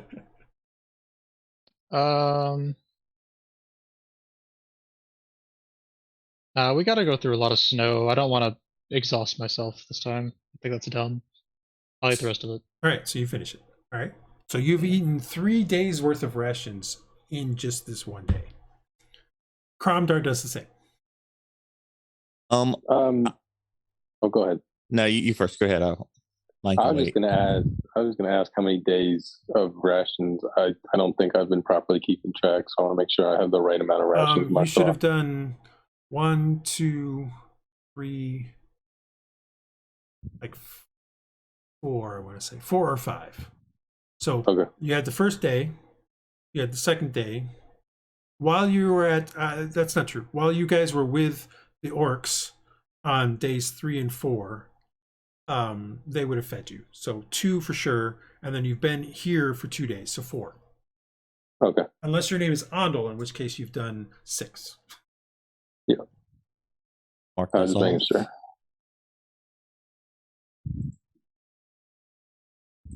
So I think Andal might be down to. I had 14 total. Yeah, we to started begin with 14, I think. Yeah, so you should be at 8 at this point. Yeah, I just went to 8. Yep.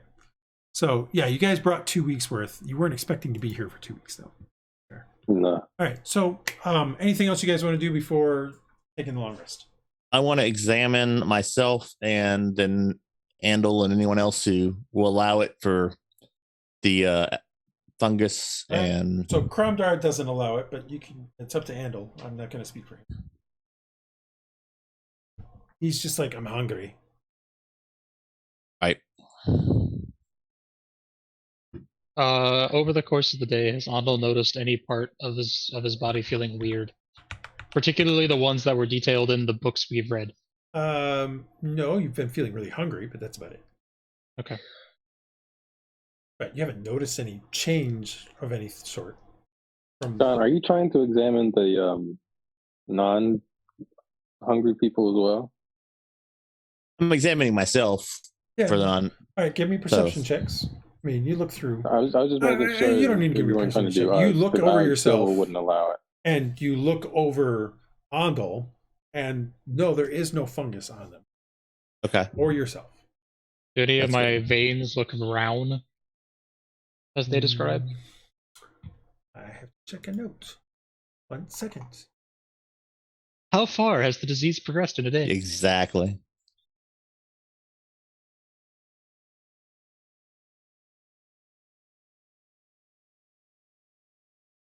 It has been 1 day, right? Yeah. You would have to give me a perception check. Can I give him one too since I'm examining? Yeah, who's ever doing the examining would have to do a perception check. And still advantage since he's allowing it? No, not for Okay. this one. Not if you're looking for this particular thing. No. Okay. I would say that as you kind of look him over, you don't see any fungus, but you do notice that that the vein that is like at the middle of your elbows on the inside, there is a slight brownish tinge to it. Okay. Yeah, we definitely need to get back. Do mine look okay? Yeah, yours look fine. Okay. Andal will, when he sleeps tonight, he's going to sleep with some sort of mask thing on his face. Okay. He thinks it might help. All right. No, that's fine. That's It fine. might. We don't have any. They didn't say anything about. We haven't found any way to treat. Because obviously they didn't figure it out because they're dead. So.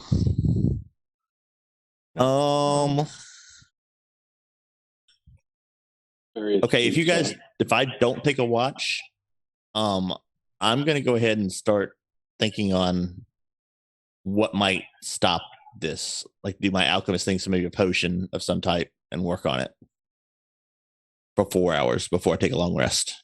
Okay. I know it doesn't solve anything, but I can get the roll to. Well, remember you Start. had like it was only I have- 5 o'clock. I have- It was only like 5 o'clock in the evening, so you can do the 4 hours and still do the long rest with no. Okay. Even if you did the Silva watch. will help Artemis with it. Just bounce ideas because they're Right. kind of similar. Yeah, because I've got 23 towards an alchemy healing potion, but I don't know if that's exactly the same thing. No, it's not gonna be. Okay. All right, so you guys start doing that, and you spend 4 hours towards it. Give me an Arcana roll with advantage, since Silva was helping.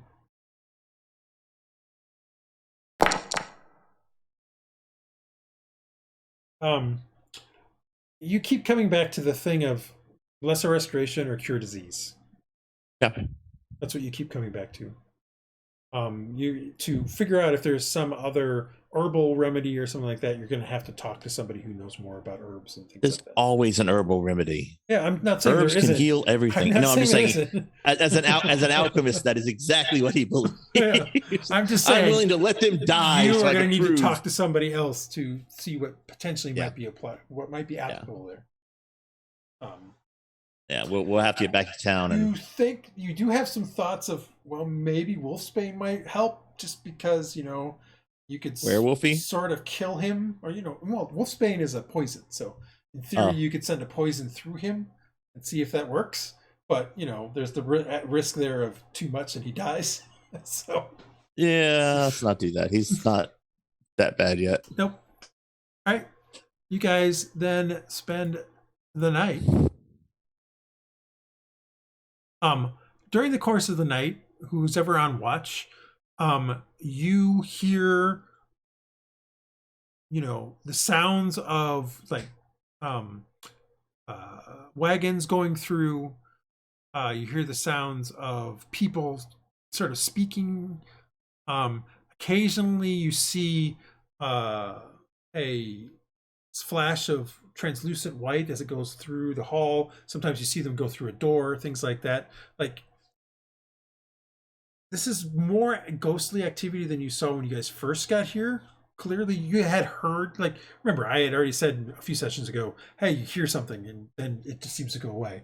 Now it seems to be happening more frequently, but nothing actually disturbs you guys. So you're able to get your long rest.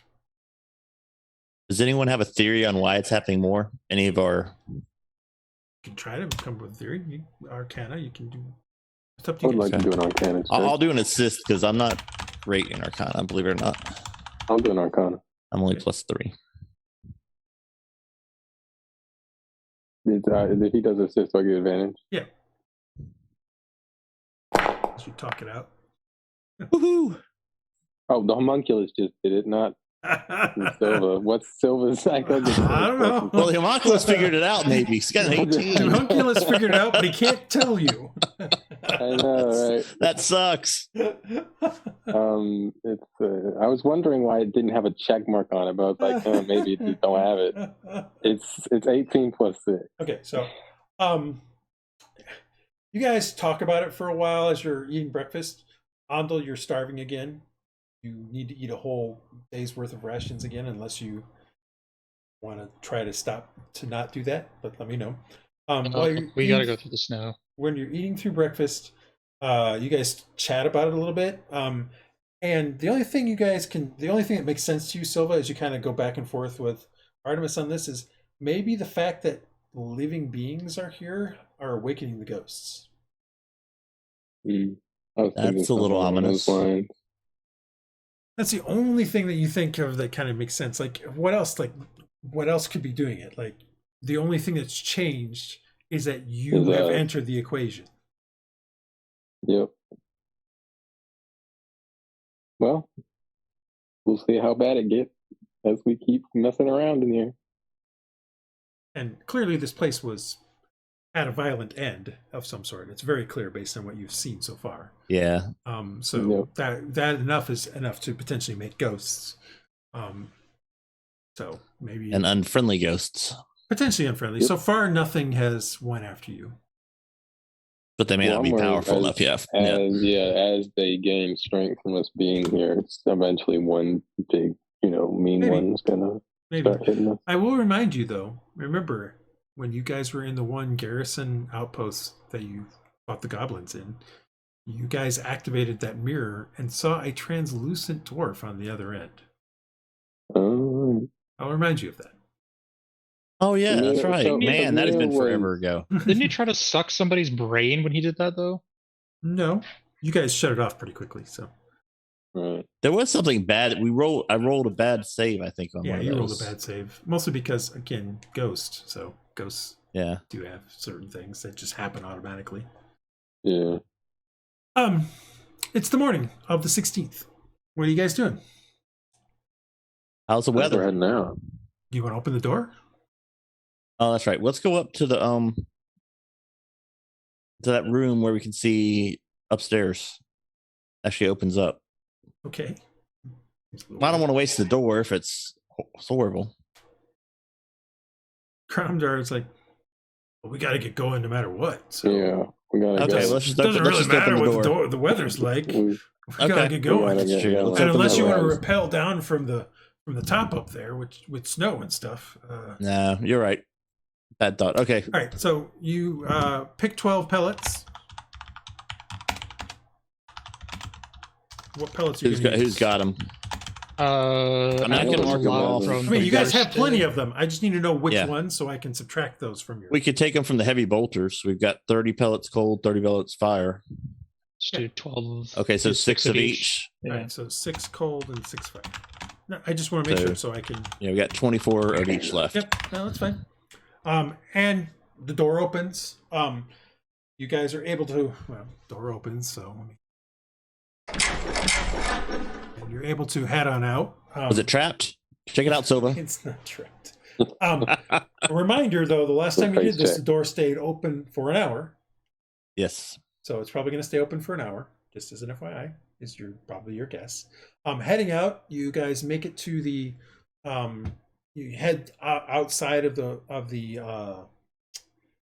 for the waterfall, and it is actually a clear day out. It's a little bit warmer. You think it's probably right around freezing. And you can definitely see that a few things are, well, it's probably still below freezing because it's the morning. I think But you feel like it might warm up enough to be at least, if not right around freezing, maybe just above it. it might be prudent to wait the hour till the door is closed. I would agree. Right? It'll probably take us an hour to shuffle the things out that we're carrying anyway, and well, maybe not. No, But, because yeah. you guys have. We got it all that we're carrying. So, you- but yeah, you've we can got wait it the down hour. to it. And I Right. still think just better Right. say, sorry, make sure the door is closed Right. and Right, nobody so got you in. guys wait for an hour, and the door eventually closes, just like it had happened previously. We'll pull everybody out so that they're no longer in, and I will close the door. Gromdor didn't get his long rest. It may not matter, but It doesn't matter. Well, remember, Cromdar is considered that's right. he's considered a monster right now. I gotta fix that. But you're Silva correct. He did considers him a not. monster too. Yeah, he may really be a monster if we keep. Yeah. Anyway, so you guys, Cromdar heads out through. He's like, this will be a decent enough day. Let's get going. And as you guys start heading off, trudging through the snow, an hour later, we will stop there for this evening's game and pick it up next time. Honestly, already back in Tanylvar. Excellent. So Do are we we level gonna have downtime? We will be doing some downtime, and yes, you will be able to level up. That will Let's be go. what's going on for the next time. And I have maybe some I won't die. ideas. I mean, it's going to take a For little my bit of time. downtime. There will be a couple things we have to do because there's a few things there's some lingering things with Andal we'll have to deal with, but we'll talk about that. But we'll still pick it up as if we're back in Tanylvar. Do we go ahead and level our characters up, or wait until the session itself? No, you'll be 6th level, Okay. or 5th level, whatever the next I level was is. like, 5th level, I think. levels Is up. I Yeah. mean, if you want me to be 6th level, well, No, I'll I be think we're at 6th. 5th level. So yeah, Yeah. there's not. I mean, you're going to trudge through snow. What's It's going to be riveting. It's not going to be worth time for us to role play that. You Yes, trudge through please snow. don't. You know where you're going. Cromdar knows where he's going. The only gotcha here is whether or not Be the Andal orc. runs out of food. Well, I can share some rations. with And them. you I'm guys not can throwing share. it There's out. plenty of food to go around for the thing. Yeah. So, but it will take you basically about 2.5 days to get back. Like it'll take you 2 days to get to the one village. The Raven Village. Raventhorpe. So it'll take Right. you about 2 days to get to Raventhorpe because you're not gonna well, let's do a little bit here. You guys trudge out. About 2.5 hours later, you reach the spot where the orc camp was. Not even that. Probably an hour later, you reach the spot where the orc camp was. They're gone. They left. Makes sense. And based on what you see, they probably left during the blizzard, because you can see where some footprints probably got filled in with snow, but not a lot. So clearly they didn't wait out the blizzard. They just took off. They probably felt, who knows why, but they took off. Did it look like they ran off because of like does it look like there's any signs of violence? No. Right. I don't see any blood in the store or anything like that. More than likely, it's just like, oh crap, the snow came early. We need to get through that pass, and they packed up and left. I didn't wait for you guys. They were like, whatever, those guys are going to die. Let's just move on. Yeah. It takes you basically the better part of the day to get to the top of the pass again. You guys spend a night in the tower again. The ogre is not. The two ogres are gone. Remember, you guys kind of told them to get to skedaddle, and they seem to have taken it to heart. That's good. You spent the night there. The next day, so let's bump forward a day. The next day, you guys wake up. I am assuming, Andal, you've been eating food as regularly, so take away another 3. Everybody else should take away 1. And then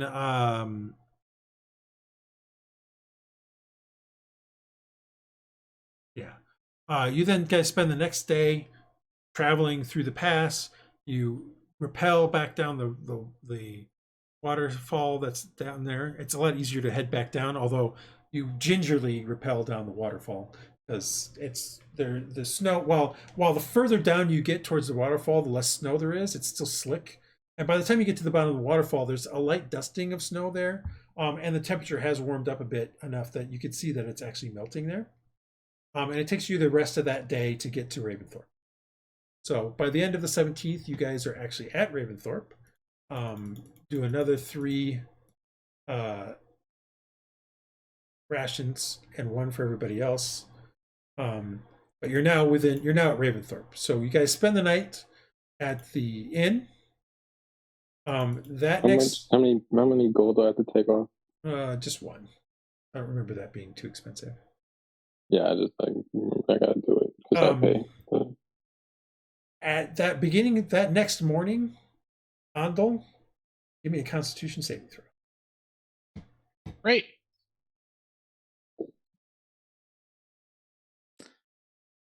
Oh crap! Okay. It's not a good skill. What do you want? I can't roll. Yeah, clearly. Actually, I have to have crap. I didn't think of it. What? I was like, we could have given that ring to him, but the anti-poison ring, but it won't help. Doesn't matter. Yeah. All right. So, at the beginning of that morning, Cromdar comes. Like, I'm not hungry anymore. Cromdar comes down, and you see him. You guys all kind of get into the inn and have breakfast. Cromdar actually eats a normal-sized helping. He doesn't seem to be as hungry anymore.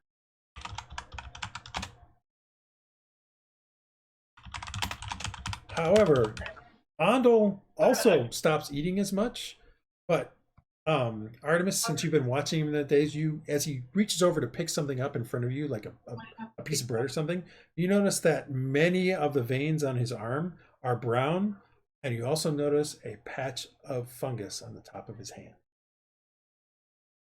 Great. Wonderful. Yeah, we need to get him.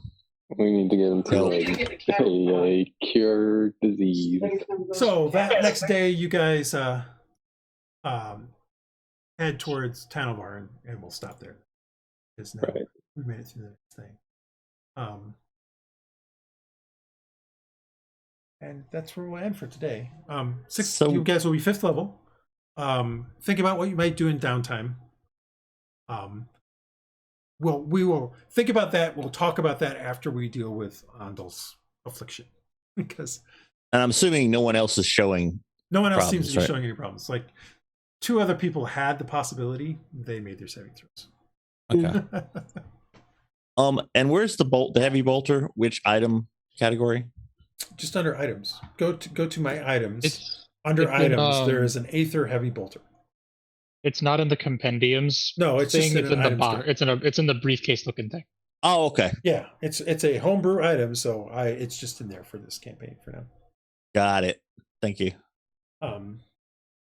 So we will stop there and pick this up in a couple weeks.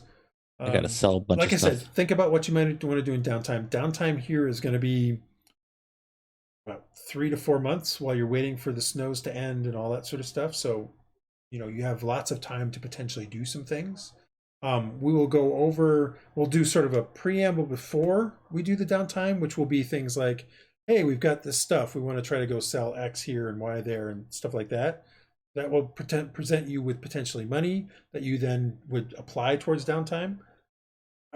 You make a few plans based on different levels of money you might have, just so you have some possibilities. And yeah, we'll go from there, and we'll also deal with what's going on with Andal before we start the downtime. Do you want us to write something up and send it to you so you could have it planned out? Sure, or you want if to do you it? want. I mean, I can do a lot of stuff, but the more you can send me ahead of time, the more I can go, okay, well, that's going to be here, that's going to be there. Like, hopefully in the next couple of weeks, I'll be making an actual map of Tanylvar. So if there's anything specifically you're going to want to try to do, well, then I can incorporate it into the map. Okay. I have 2 different ideas. Yeah, just send it to me. That I wanted to. We have the Facebook channel, the Facebook group. You can always post into there. I think you can even send things privately through there to me, things like that. So if you don't, because we don't want to. Is it a different Facebook group from the? Yes, I have 2. I have one for the other game. I'm not one in for this the. game. I'm not in that one. Then. Yes, you are. I'm pretty sure. I get message from it, but I can't see it. Yeah, I don't. Well, I don't even get messages from it. Well, clearly you I do got get message from it it because you said you were going, John. So I know you got a message. From No, I know. I just didn't see it in my groups, but I'll go back and look and see. Facebook is weird. It should be there. I've got a lot of groups, so I may have just missed it. It's probably just lost in your group somewhere. I'll make sure Brian's attached to it, and otherwise, we will pick this up again next time. All right. See you next week. Enjoyed it. So